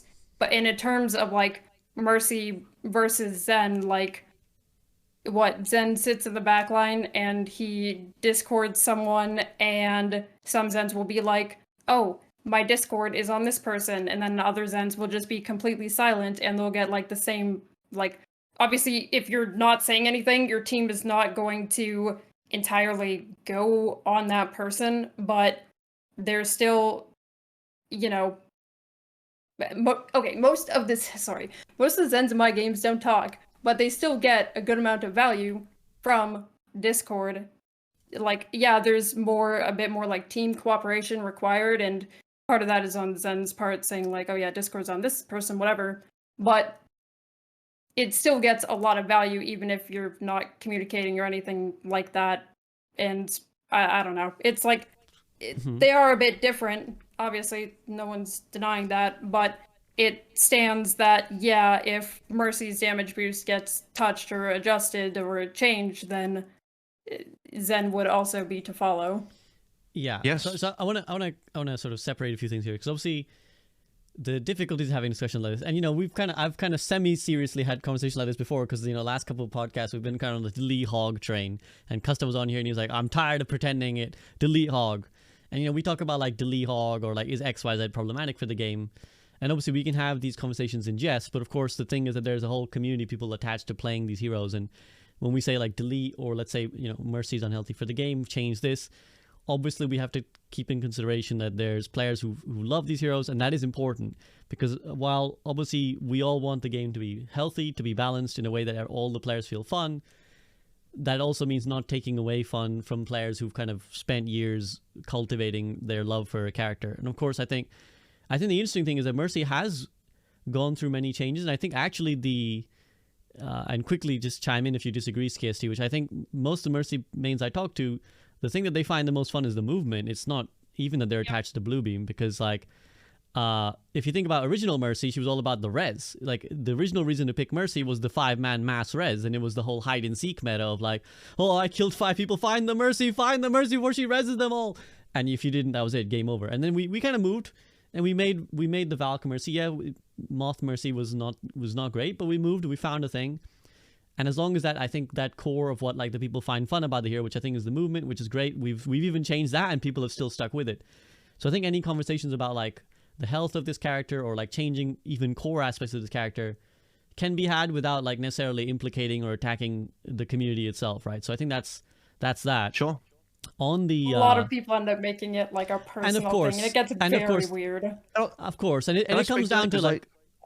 Sorry, I just want to finish my That's- point because it comes down sorry, to you go like because it comes down to like, and again, this is part of what the discussion I had in the video is that, you know, Mercy has a kind of almost special place where, let's be honest, there's often a lot of like misogyny attached to kind of the hatred for Mercy, right? And of course, you know, this podcast is, I would like to say, is free of that bias, right? We're not, although maybe our subconscious bias speaks sometimes, but I think largely we're speaking from a what's best for the game POV, but some people don't, and that can be painful for players who are like, in, let's say, Mercy players, or maybe other players of other characters will feel the same, where the hero is being targeted for reasons that have nothing to do with the hero even. And AVRL, do you want to chime in before I kind of talk about Zen, because I want to talk about Zen. Well, it's this. I'll end my point on Zen so we can get back into it. But I'll start my point on what you just said, which is around like the love of the hero, community, etc., etc. And yeah, look, I'll own up to it. I probably threw in a couple of bait tweets in there that were maybe aimed at the community. My apologies for that. I apologize to one person on Twitter for that already. But there's a level of danger in that. Like the actual value, what I'm trying to say in there, without any of the vitriol, is to say that like there's a lot of shielding behind like, oh, you know, popular hero, and you know, people love the hero, so you can't like do X or Y things. And that I personally, you know, from a really objective viewpoint, that's damaging. That's like dangerous for the game, because if heroes are, I'm not going to say that this is 100% what happens or not, but if heroes theoretically are protected by a fan base, or protected by the potential by how many people, by how popular it is and how many people love the hero, and then it just like it can't get changed for that reason, that's just bad for the game objectively. Like heroes can't, like, if, let's say Hog was most popular. Well, but that's hero, clearly not the case with Mercy, right? Because she has been changed radically so many times. Yeah. Yes. She has been changed radically in some ways, but like there are certain things that I don't think. Let's say talk about the res, mass res to res. Cool, still a res. My problem is the res. The number of people at res is a problem in and of itself. But the bigger problem for me is that res is there at all. Like, why is that even there? To me, it shouldn't. We can get back to like, oh, is lamp worse? Is immortality field worse? And I don't know if we want to talk about that anymore. But it's like, to me, still no, because immortality field feels like you know, you can kill and still kill the player. I don't know, res feels like a cheap. I think the point being, we can kind of go in forever circles, but I think the point being that it's clearly demonstrated that they are willing to change even core parts of Mercy, because they changed how super jump works. I don't think they'll change. I would love to be proven wrong, but I don't think they'll ever change stuff like. And when I say change, I mean they probably have to look at potentially replacing abilities like Blue Beam and res, because now you're talking about fundamentally changing the hero so much, it's like a different hero. We're talking about an Orisa level rework now, and I don't think they will ever do that to Mercy, because she's like such a, in my opinion, protected hero. Skiesti, do you have anything to add? Go ahead. Yeah, just like quickly, what something about you know, there are so many Mercy players, even not even just people in the general community, but Mercy players specifically, that are begging for them to like remove res. Or there's so many people that, first of all, don't even use damage boost correctly. And I know that in that tweet that you made in the thread, you mentioned that Mercy players or representatives were like holding the game's balance hostage. No one's doing that. No one is listening to what Mercy players actually want. Straight up, they're not. They don't care. Like, I have put forward many suggestions or feedback about Mercy, and nothing. Like, just realistically speaking, nobody is holding that hero's game balance hostage. If anything, they are actively wanting to change things like Resurrection that completely disprove that point that you said, that they're holding it hostage. They're not. No one's listening to them. You think the vast majority of Mercy players would agree with that? A lot of them do. A lot of them do. A lot of them don't like res. I think because my perspective is that like, if they remove res, I think there'd be a gigantic public outcry. is what I'll say. I think so. I want to chime in. Just I think that depends on context. Depends what they gave instead. Because I'm sure if they gave her something fun, Mercy players would be fine. I also think this isn't a case of like down up. This is like top down, where it's like, again, I can vouch for what Skiesti's saying is that I see all the Mercy mains giving like feedback to the devs in the Discord. I mean, it doesn't matter what feedback it is, it's ignored. Whatever hero it is, whatever we say, 9 out of 10 times ignored. So I don't even think that it's like That's not unique to Mercy, by the way. No. That's exactly what I'm saying. Heroes, it doesn't matter what hero. It doesn't matter what hero it is. The feedback is generally largely ignored. So the decisions are made from the dev. They're very, I think, detached in the sense of like the players asking for something versus what the devs decide to do.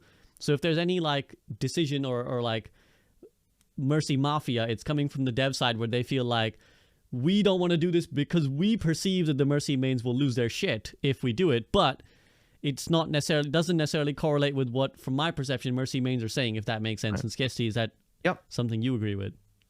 Yeah, it's completely not up to any of us, representative or just player. It's not in our hands. Okay. It's And I can accept completely that. not us.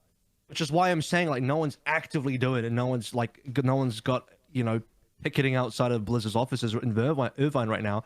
But it's what SVB's saying is that, like, it's a feeling of if certain things would happen, and this is proven from past changes to Mercy, which had a gigantic outcry. I'm talking about mass res being removed. I'm talking about when double instant moth meta res was removed to just the one res, and that one res was nerfed further from like being instant to the cast time. Every time a change like that happened, gigantic public outcry, even if it was a justified change, like double res fucking busted. Yeah, but those outcries will come and go, and at the end of the day, like, and you know, you're saying the devs should continue to make the changes regardless of whatever outcry comes, and I think that's how they should balance.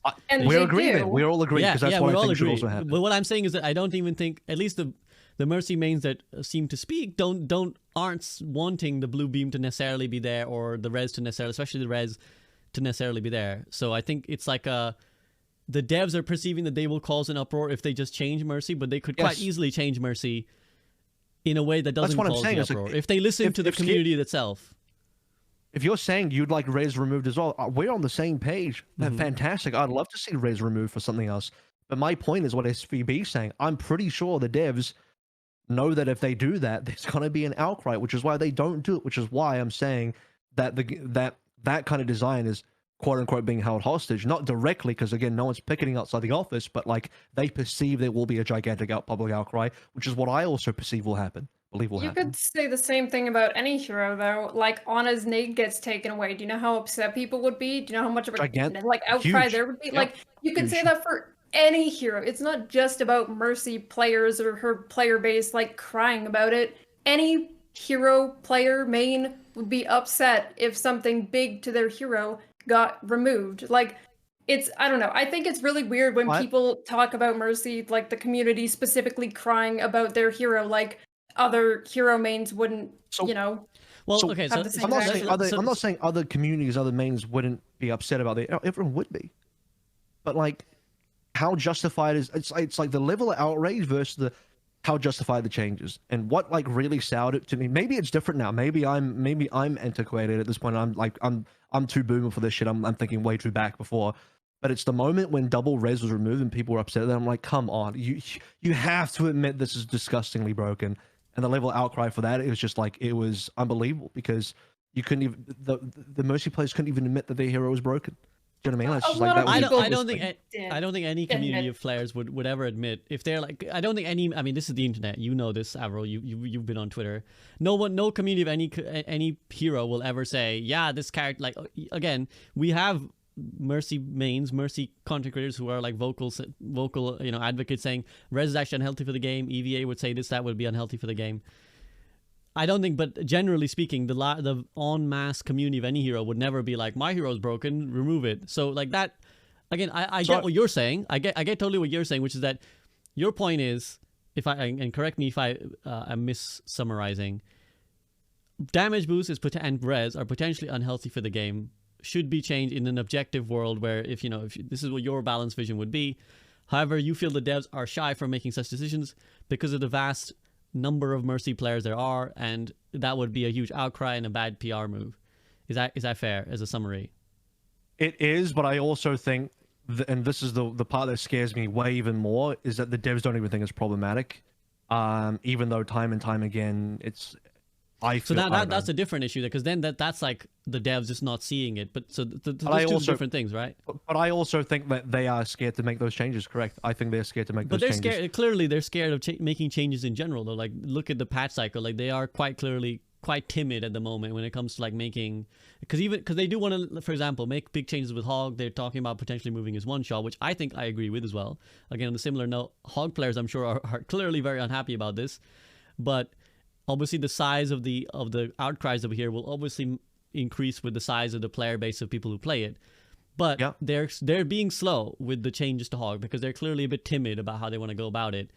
So maybe, I think probably what you're talking about is actually that maybe the devs, I think that's more of a Okay, factor sometimes here, is that they don't sometimes actually being see it as slow a is problem. also they don't. Sometimes it's slow because they don't know the answers. It's not. Well, it might that's not be slow exactly, because like yes. the PR thing. It's just like, well, we don't No, actually know no, what but the that's what I solution is mean. yet. They're kind of Yeah. they're not necessarily like, okay, here we go. I don't like Hook, here we go. It's because they're like, how do we change Hook? And I do think that they probably don't necessarily see damage boosts and res as inherent problems, even though many people have told them. But anyways, I want to hear. I don't want to keep rambling. Skiesti, anything you want to chime in on? Before I want to talk about Zen. I've been wanting to talk about Zen for a while. Been keeping you from Zen for a long time.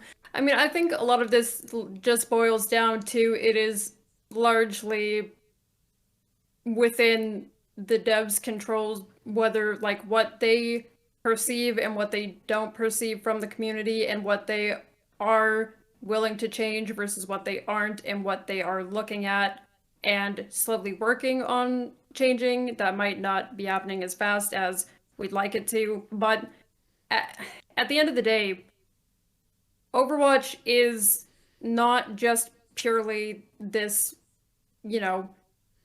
FPS centered game. It's this game that has all these unique different factors that you wouldn't find in other games. These, this like damage boost, res, Discord orb, anti-nade, sleep, like all of these things that, well, not like those things specifically, but things that people get upset about in the game are, some of those things are not likely to be removed just because of the way that Overwatch is, the game itself, and the unique experience that it is. And if you don't want to have all of these extra abilities and these, amplifiers and whatnot in the game, then maybe it might just not be your game. Mhm. I mean, there's So- other utility we can have aside from damage boosts that are fine. Like I think So, sleep on- That's is why I fine. mentioned other things as well. Yeah. Yeah, and on that note, I want to talk about Zen a little bit, because I think again, so I can speak fairly for Zen. I played a lot of Zen in Overwatch 1. I basically started Overwatch 2 playing mostly Zen and some Ana and BAP 2. Unfortunate timing, because that's when Sombra was OP, so it was like the most free farm you will ever get. Like I maintained, and I tweeted about this, that the release Sombra that they had versus release Zen was the most unfair matchup that has ever existed in Overwatch 1 or Overwatch 2, because it's just literally just like, she goes ki ki ki ki ki, you have 1.5 seconds to respond before she guns you to death, and that's it. You got to hit 2 headshots if you want to win that fight. So anyways, little rant aside, I think the Discord actually holds Zen back in his balance, because I think the Discord is actually very problematic. Because I think, like, while damage boost feels really oppressive when it's like on a hit scan who's killing you, the Discord is quite brainless. I'm not gonna lie. It's just like, I pressed E at that guy, and yes, you can go around the corner, but sometimes it's not really a viable solution. Plus, like, go around the corner, wait 2 seconds, come back around the corner, he puts it back. Is like, especially I think for tank players, it's like just it often just zones them out the game, right? Where it's like, if you think like a character like Reinhardt, for example, in particular, where it's like, I put my shield down to swing for a second, Discord orb, okay, well, yes, I can run away for 2 seconds, but that's like my whole engagement gone now or whatever. So it's like, I think asking the Discord to be removed sometimes is equally as impractical as being like, well, let's deny them the damage boost. And the problem is, I think most Zen players do not care about the Discord per se. I would say they don't. I don't think they're like, I need the Discord orb because that's me. I think the reason most people play Zen is to do the shooty, which is really fun. He's like, it's really fun. You can pop off his Zenyatta. That's what I enjoy playing about him, where it's like, I enjoy just going on the flank and then just straight up dueling people, trying to get a kill or two for my team. Of course, the Discord helps, but it also holds the balance of the character back, I think, at least in the example of Zen, because the minute he's strong, the meta becomes so obnoxious, particularly for tank players, where it's like, Discord orb goes on them, that's just 30% of their life gone or whatever, right? And it's like, now everyone's burst focusing that guy. The damage is like just extreme. So this is to the damage amp, conversation. I'm not a fan of it, just because I think that it extrapolates the speed of the game to an unhealthy degree sometimes, where it's like stuff just dies so fast, and I don't want stuff to die like instantly. I know, AVRL, you're not for one shots. I'm not for one shots particularly, other than maybe Widowmaker. I don't want things to just, I don't want it to be, again, I don't want it to be Valorant. I don't want to peek around my head around the corner and be like, oh, dead, because like that thing hits you and now you die. So I actually think you could take away Zen's Discord and give him mobility instead. If I was to rework Zen, I'd probably like take Discord away and give him 2 Harmony Orbs, lower the healing numbers a little bit, and let him teleport to someone he has a Harmony Orb on. That's my Zen rework. Oh, Zen with teleport. Zen, remove the Discord. Little swift step. Yeah, basically, because if you're gonna start giving because the problem is one of the other issues is mobility creep. Let Zen wall climb. Well, I mean, ML was on this podcast and he was talking about like, well, there's a lot of mobility creep for supports, because as the game moves faster, the supports have had to have like escape abilities. Yeah, but then now you got to give Anna something to speed up with. Now you got to give this guy, that guy. Every support now needs mobility. Well, right? they need something to survive. But maybe that's okay. And again, I'm okay for creating a rule set of like, okay, well, in Overwatch 2, supports need one form of mobility, otherwise they just get farmed when they're like, it becomes like too much of a feast or famine, where it's like, if they can survive, their utility is doing way too much. And if they can't survive, they're just a useless pick. And another problem with Zen is that he's so dependent on his team, right? It's like, when Zenyatta this is why he's so hard to play in solo queue, because you just get farmed. Like, there's just certain things that just farm you, because the Discord is so strong. The minute they up that balance, he's getting picked everywhere. He's getting pocketed GM with a Brig. The minute that's not strong enough to justify picking him, he's just a free fucking priest, brother, don't kill me. And then there's like a fucking Doomfist flying in from Narnia, just like, and they say it's like punching you to the fucking wall. Like, it's a free fire. It's too much of a feast or famine. So I'm actually down for the world where we're like, you know what? If it must be that supports are going to exist in this world, let's just give them all some form of escape or mobility. I mean, you could even argue that the nade of Ana is a form of like self-heal, right? So it's like it's a form of survivability. Zen has none of that. Like, there's the recharge around with his shield. Like, we already have the passive now, and that's not mid fight. That's out of fight. So like, I think take the Discord out. 2 orbs. He can TP to someone he's got an orb on. Not that OP, because the orb runs out after 2 seconds around the corner anyway. So it's not like it's much less worse than Kiriko. So that's my Zen rework. Let's go. I think power creeping mobility is a little dangerous for the game, because then like you're thinking about it only from the perspective of support, but now you have to think about what do the other roles do.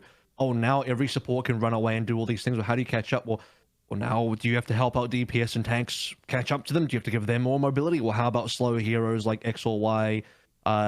Tanks, I don't know, Ryan now can't catch up to you without a charge still dash. I don't know, like, I feel like there's a whole Pandora's box being opened with that, you know what I'm saying? Like, I'm saying create a rule set. Again, if you create that rule set where you're like, this is what a support can do, and it's in the scope, because it's not like it's expanding the scope of what Zenyatta. It's not the creep in that it's upping the power of what a support can mobility to. That's what Swift Step was. Swift Step was a mobility creep, because now you can go through the fucking wall. But like, if that already exists, then there's already a hero that the tank can't chase through the fucking wall. So at least give my boy Zenyatta the ability to zip over to someone he can see. Like, what's up with that? I would like Discord gone, but I don't know if I want to mobility creep the game. I think that's just such dangerous territory. It's a very slippery slope, SVB, I think it is. I think you got to keep if you create the rule set, it's all fine. You create the rule set, this is what the mobility can be. And yes, because the way I see it, it's already there. So you're just letting him, you're just bringing him in power with the rest. Again, it's not a creep, in my opinion. It's not going above what already exists. Then I'd like to see the next support release not have mobility. Well, then they'll Or probably if be it dogs. is not correct. Look at what they did. Huh? Okay, I want to hear from Skiesti, but look at what they had to do with Ramatra, right? Where they're like, here's Ramatra, and it's like, oh yeah, without mobility, this guy is That's dog. And then they're different. like, That's a tank. and then Come they're on, like, brother. yeah, but That's- they had to because like the slow characters don't exist. Like don't do well in Overwatch. They just don't. They either have Because he's long a range. melee character. Well, yeah, because either they have his range melee or they have form- to run fast. Like that's the only two options. So you can't be like leaving someone out to But dry. you can't be a melee character that doesn't have a gap close. Otherwise, you do feel pretty useless. We can talk about the fact that he's got range, but then you do what Flat said, where you just sit back and poke damage like you're all the rest. You never go Nemesis unless you're in trouble. Like that's not I know, what you want but either. that's what I'm So, saying. They had to give him if mobility. because, like, the Zenyatta was game a moves so melee fast. only character like Brig, then sure, give him mobility. But you know, But it's not a otherwise, speed though. It's just it's escape. It's not about mobility. You're not using it to like catch up to someone. Using it to fucking run away. It's like, it's just an escape. As more should be thought of as an escape rather than explicit okay. mobility. I would like to see an escape that doesn't involve mobility. Then how about we settle on that? Well, that would be fucking Suzu, wouldn't it? Or Wow. immortality. Or Bionade or something Anyways, healthier Skiesti, than did you have immortality. any? Hopefully. Did you have any thoughts on like the wild ideas we're churning out here? Oh man. I think all I can imagine is just you've got this Zen down to like 5 HP or something, just teleports away, just disappears out of thin air. I think only because it would look more comical for him to slowly glide out of your POV. I think that would look dumber. Oh, I don't know. It's like I know that supports in general are having like this really big problem right now where they feel like, you know, everyone else is getting love except for them. And then we've got some supports who have really nice mobility to survive, but then you've got other ones that don't. And it's like, I don't think that every support needs to have like mobility, but they do need to have like a good way to defend themselves if they are, you know, targeted. Whatever that might be. Like for Ana, it's her, you know, combo, right? The sleep, the nade, her primary, whatever. And for other heroes like Mercy, it's her mobility to defend herself, right? Like, I don't know. I know that supports just have not been feeling it recently in general. Can I also make a claim that like I don't think every hero needs to be generalized in that way because, and this is maybe me reaching to the fantasy zone of theory crafting, which is a dangerous place to be, admittedly. But the ideal way of playing Overwatch is that your team is supposed to make up for your deficiencies. So I can't protect myself. I'm being dived. Your team's supposed to help you. Now, obviously, in the real game, that It's just doesn't not always happen. realistic. But let's talk about if you are playing the game at the optimum level, like where does Zenyatta fit in? Well, like one of the Zen comps that does exist right now at a pro level is Zen BAP. And BAP does a great job of protecting the Zen, right? So, and they both synergize well, especially then you have a Sigma as well. You play behind a shield, you play for damage boost on the Amp Matrix, which is an ultimate, which is a different story. And then that's a viable comp. That's a real comp that gets played at the highest level. But everyone makes up for each other's deficiencies. So you don't need an escape tool. You don't need mobility or a TP on a Zen if you have the team working with you as they should be. Yeah, And but that's the that's- ideal way to play Overwatch. Yeah, but that's pro Overwatch. That's it's like, never That's gonna also- happen. we're never It's getting just Which is that. not why I admit to realistic. which why I said yeah, it's the fantasy way of looking at Overwatch, but like I don't know. Well, I'm a fucking I don't know real if it's world possible USA, to- so I don't know if it's possible to promote the gameplay to be in that direction. Probably not. But like, is the answer just to have everyone do everything? Do we want a homogenous game? Maybe we do. I'm brainstorming here, but like, you see what I'm saying though? Like, No, the, no, ga- I the get what way you're to saying. fix I'm- these I'm problems being a should be little the bit team working facetious. together. I know, and I'm being a Yeah. little bit facetious, but I don't think I actually don't think because they're kind of at odds where it's like we want Overwatch 2 to be this game where it's like play what you want, and that is at odds with the team will make up for your deficiencies. I think I don't think that those two design philosophies can exist because it's like you can't pick what you want if your team then can't enable you, right? If you're like pick what you want, I pick Zen, my team doesn't help me, I'm fucked. Like my character is now literally a throw pick. So like those are at odds, and I think we're prioritizing the You know what? pick what you want. Now, if you want to make a more homogenous game, we're actually moving more towards arena shooter, which theoretically I should be all about. So I mean, fuck it, you want to do that? We can do that. Everyone can be Quake Man, but like, Well, I don't again, know. it I doesn't feel have like to be homogenous in the sense that like every single person has a swift step. What I'm saying is, if you create the rule it- sets of this is within the realms of what we'll allow supports to do, then you can like move people around in the box, right? Then you can create a support that's like a little bit of this. I'm just saying, like, it doesn't end at support though. You're saying, okay, this is what the rules that supports can do, but once that happens, the other roles that have to interact with support have to be able to do something about it. Otherwise, you're just like, you're Ryan, and you could just, you can't catch anybody. That problem already exists though. Is what I'm like, the Ryan thing. It's already a problem. It's just that Zen isn't part of the equation, right? Like, then they should scale back. They shouldn't double down. Then they should scale it back. Well, they're not going to. This is I know Frito's listening somewhere, and he's like, SVB has become me, because this was the power creep conversation. Because I remember Frito at first being like, stop power creep, and then he was like, you know what, lean into power creep. It's not the power creep further. No, but what I'm saying is, I'm not even saying we creep up. But what I'm saying is that the creep already is there, so they're not going to go back on the Kiriko Swift step, dude. Like, that is a thing now. There's never going to be an occasion. Surely. Yeah, but there's never going to be an occasion where you can't teleport through the wall now. Like, that's in the game now. They're not going to take that away. So, like, what is the problem if Zen can fucking zip, right? Just let him zip. Let the boy zip. It's 2 seconds around the corner before the harmony goes. Or you could make it so it doesn't go through the wall. It's just like, I just think that, like, within the realms of it, you've created, like, obviously I want them to create the boundaries. I don't want them to keep going. And they are, again, at odds with, like, fun stuff is at odds with balance stuff, right? It's like... Are we also... I'd be interested in this. I have a certain philosophy on the game as well, which is probably... People might not like this. But I don't know that every hero needs to be viable either. Like, I'm probably okay if Junkrat's not particularly viable in the game, right? Maybe the Junkrat mains will be upset. I probably want to throw Sim in there. Popping off right now. Okay, sure, but like, okay, give me a super low pick hero then. I don't know, Symmetra, one of those or heroes. Torb, yeah. Cool. I'm probably okay personally if heroes like that are like extremely niche and aren't particularly popular, aren't particularly picked a lot, and maybe aren't even particularly good, because I don't truly believe you can have a balanced game in the pure essence of what balance means, where every single hero is perfectly viable, even within like a 5-degree margin of each other, like a 5% margin of each other. I don't know that we can get to that game. So am I potentially okay with certain heroes being better than others? I think I am, because that's just the reality. I don't think you can have a perfectly balanced game. So could you have a situation where Zen just falls out of meta because he's been mobility creep because other heroes have mobility he doesn't? Maybe I'd be okay with Zen being in that position, even if that means he's sucking. But that doesn't mean I want like everybody to just have like a support rule set where everyone gets mobility now. Doesn't seem right to me. Mobility or survivability is what I would say. If you got a better idea for like how the boy can fight back other than the kick, because the kick ain't it. Isn't the game just worse for DPS? Like, oh, you can't kill supports now because everyone's got too much survivability. You know. We could go around I think that's like within reason, right?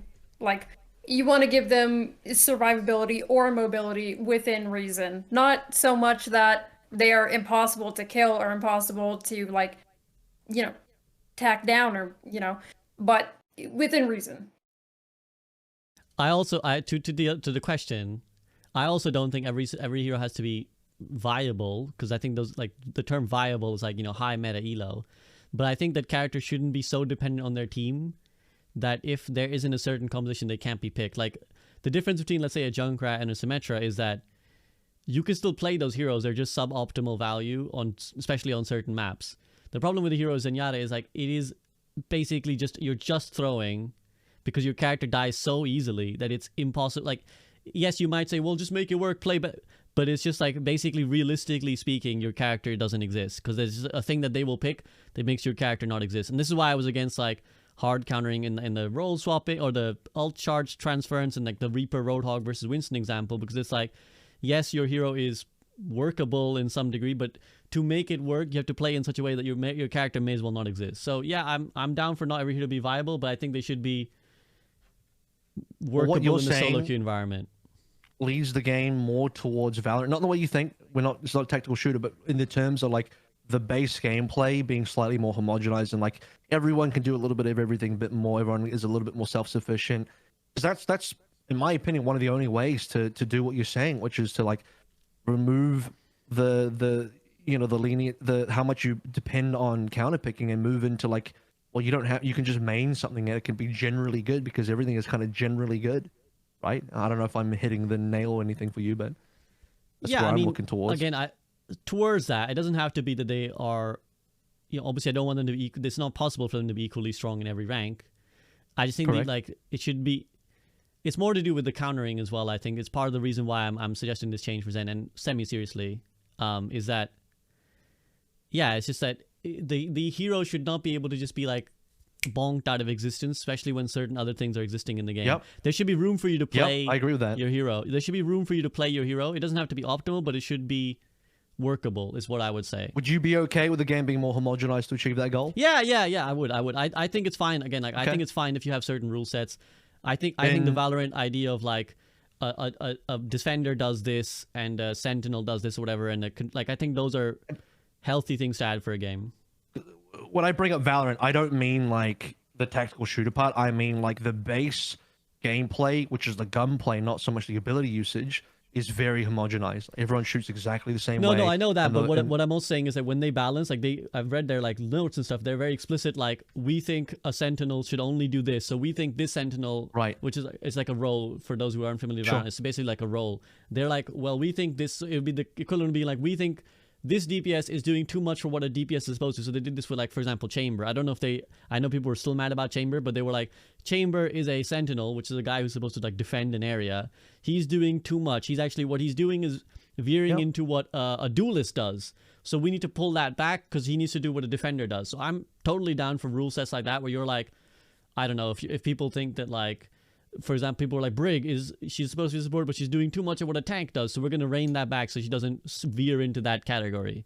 So I'm okay with that. I'm okay with making the game more homogenized, but like, you know, that's going to be a different game, maybe quite a bit of a different game to what Overwatch is all I'm saying.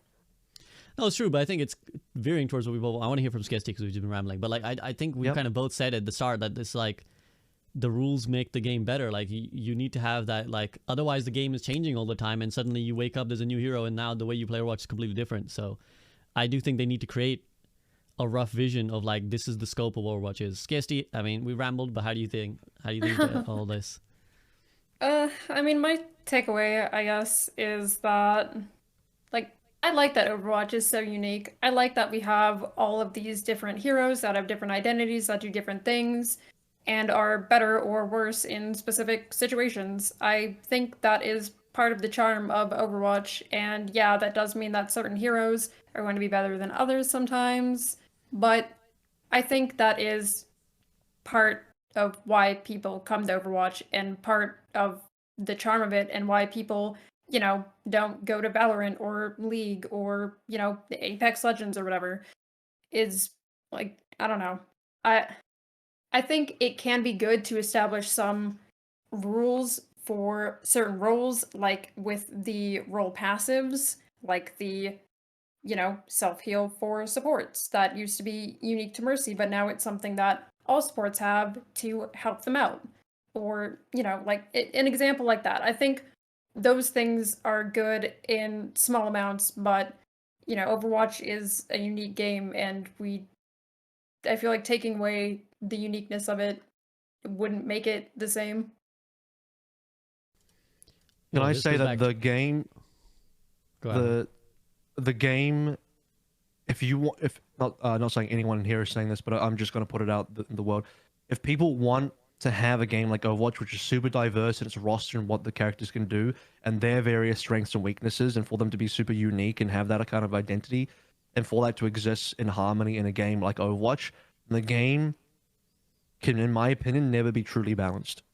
Not in the way that people want. And also beyond that, you'd have to kind of accept that Overwatch can't be a competitive title. It has to be like like a Fall Guys casual game, right? It can't be a competitive title. Why I say that is because a competitive title requires you to optimize the game in a way that breaks the harmony of like having this diverse game where, like, you know, you should be able to play anything and et cetera, because when we talk about competitive, you need to be ideally formulating compositions, playing towards a certain meta, and the meta exists because certain things are just going to be better on certain patches, and you want to play towards what will give you the highest percentage win condition, win chance, right, win rate, and to do that, certain heroes are going to have a low win rate, certain heroes are going to have a high win rate based on how they're balanced, and that's just how it's going to be, because I don't think you can achieve a level of perfect balance in a game as diverse as Overwatch, because it's how the different heroes function, how they're designed can be so different in various aspects, even coming down to like the mechanics of how they aim and stuff like that and how they shoot,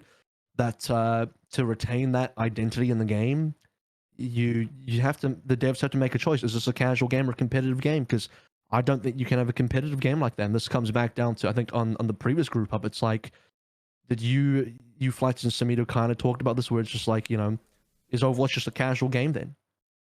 Because you can't, the competitive level is just like, you have to play what's optimal, and what's optimal just doesn't end up being fun, because Hog's the most optimal, but it's just bad for the game. Like, I don't know.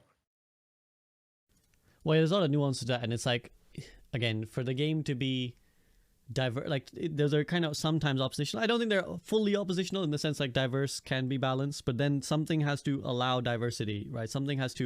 You have to enforce something that allows diversity, which is again why I go back to like these ideas of like rule sets, and why I'm such a fan of bans is that people see that restricting things as somehow like punishing the players or like making the fun less for the players.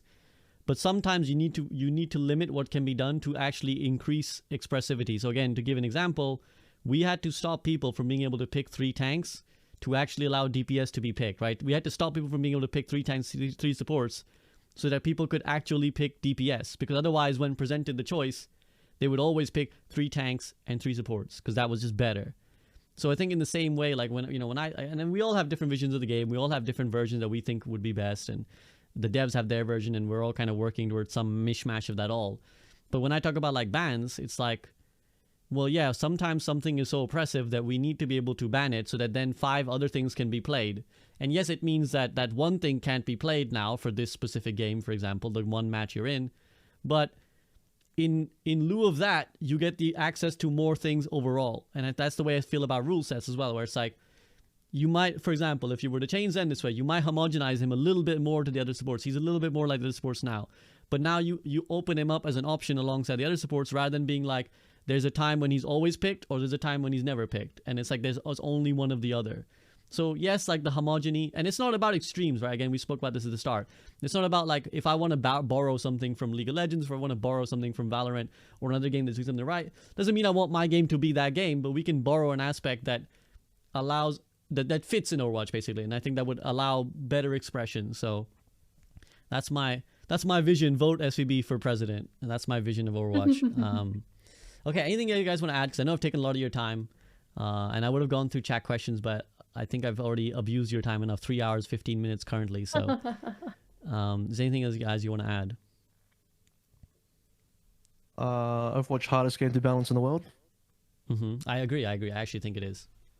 Yeah, I mean, I think that'll always be true.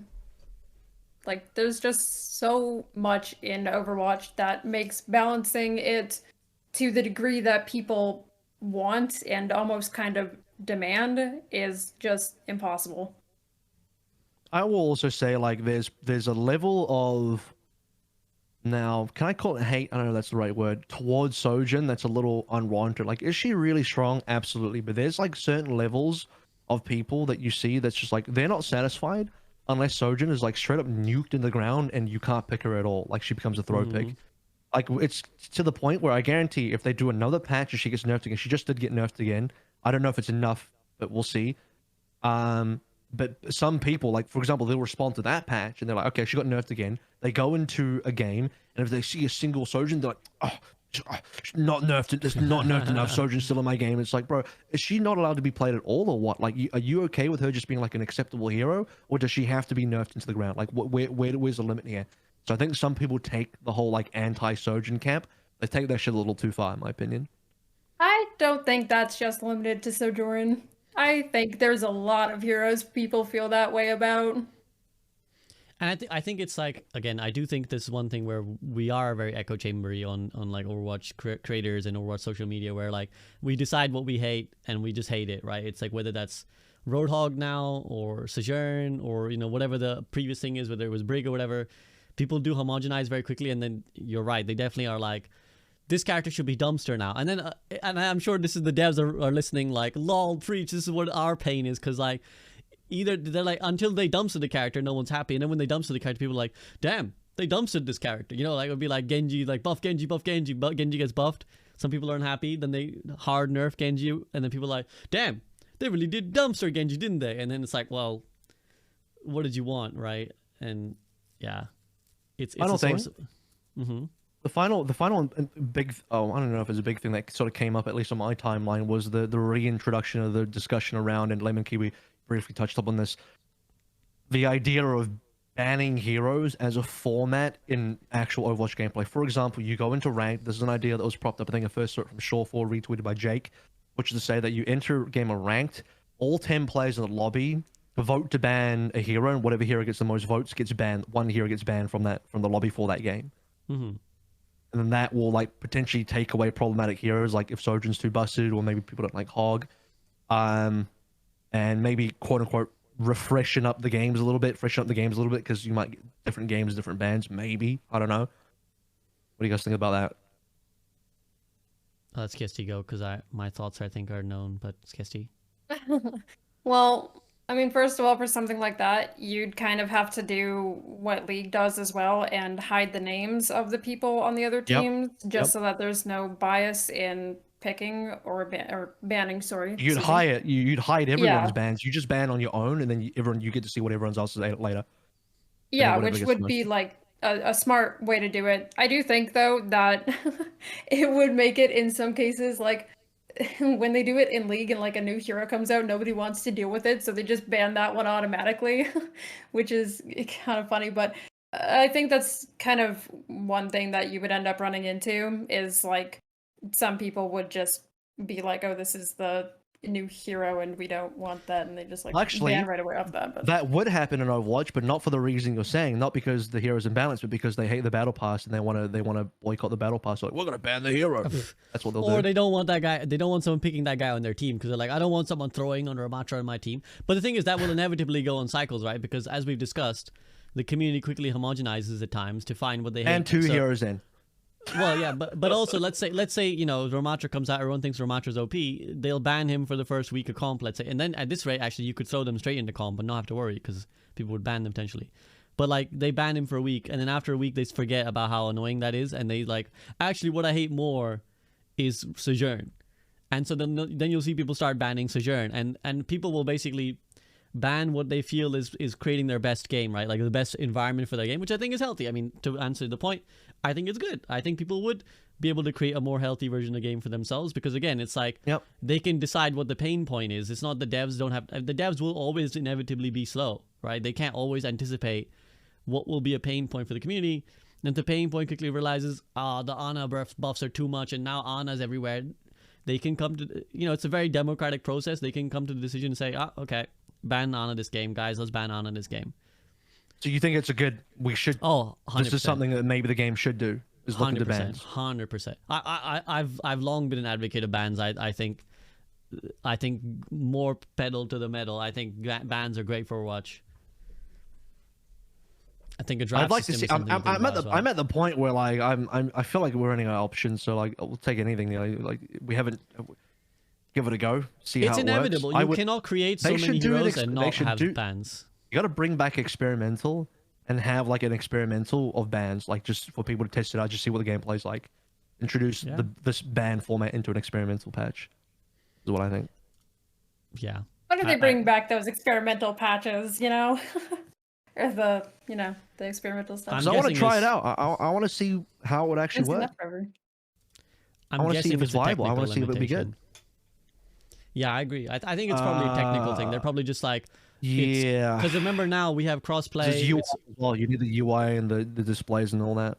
Yeah, well, you got to make the UI, you got to make the actual backend, but also then there's the fact that Sony are always a bitch when it comes to like patches, right? So it's like you have to like approve the patch, and now it's across console. So like if you're adding like an experimental in, you can just do the experimental for PC, can't you? You just like put it on for PC. You can, but then that would upset the console players. I think actually, I mean, it's just experiment. It's just a test. It's just experimenting. Come on, what the fuck? They might have changed actually, because they might be now the exact. It's the same exact build. I'm not sure actually. I feel like I read this somewhere, but it might be the case that like now it's literally the same exact build, because it used to be that there was like a different build. So obviously was able to put experimental on, but it might be different now. I'm not 100%. But those are the kind of technical concerns though sometimes, right? It's like, even if they had, let's say, the dev resources to make experimental patches, maybe there's like this console consideration where it's like, oh, Sony won't let us. Oh, man. Imagine being held back by console. Oh, can't have an experimental patch. Damn. How are we Well- gonna test stuff, huh? I don't know. We gotta pray that the devs come up with stuff. Come on. Okay. Well, I've appreciated you guys' company so much. Thank you for again. I was supposed to be for 2 hours. We've rambled for over 3, so I won't take any more of you guys' time. I'll just ask if there's any concluding thoughts. You have anything, any other unspoken words that you want to say? Skiesti, go to you first. Yep.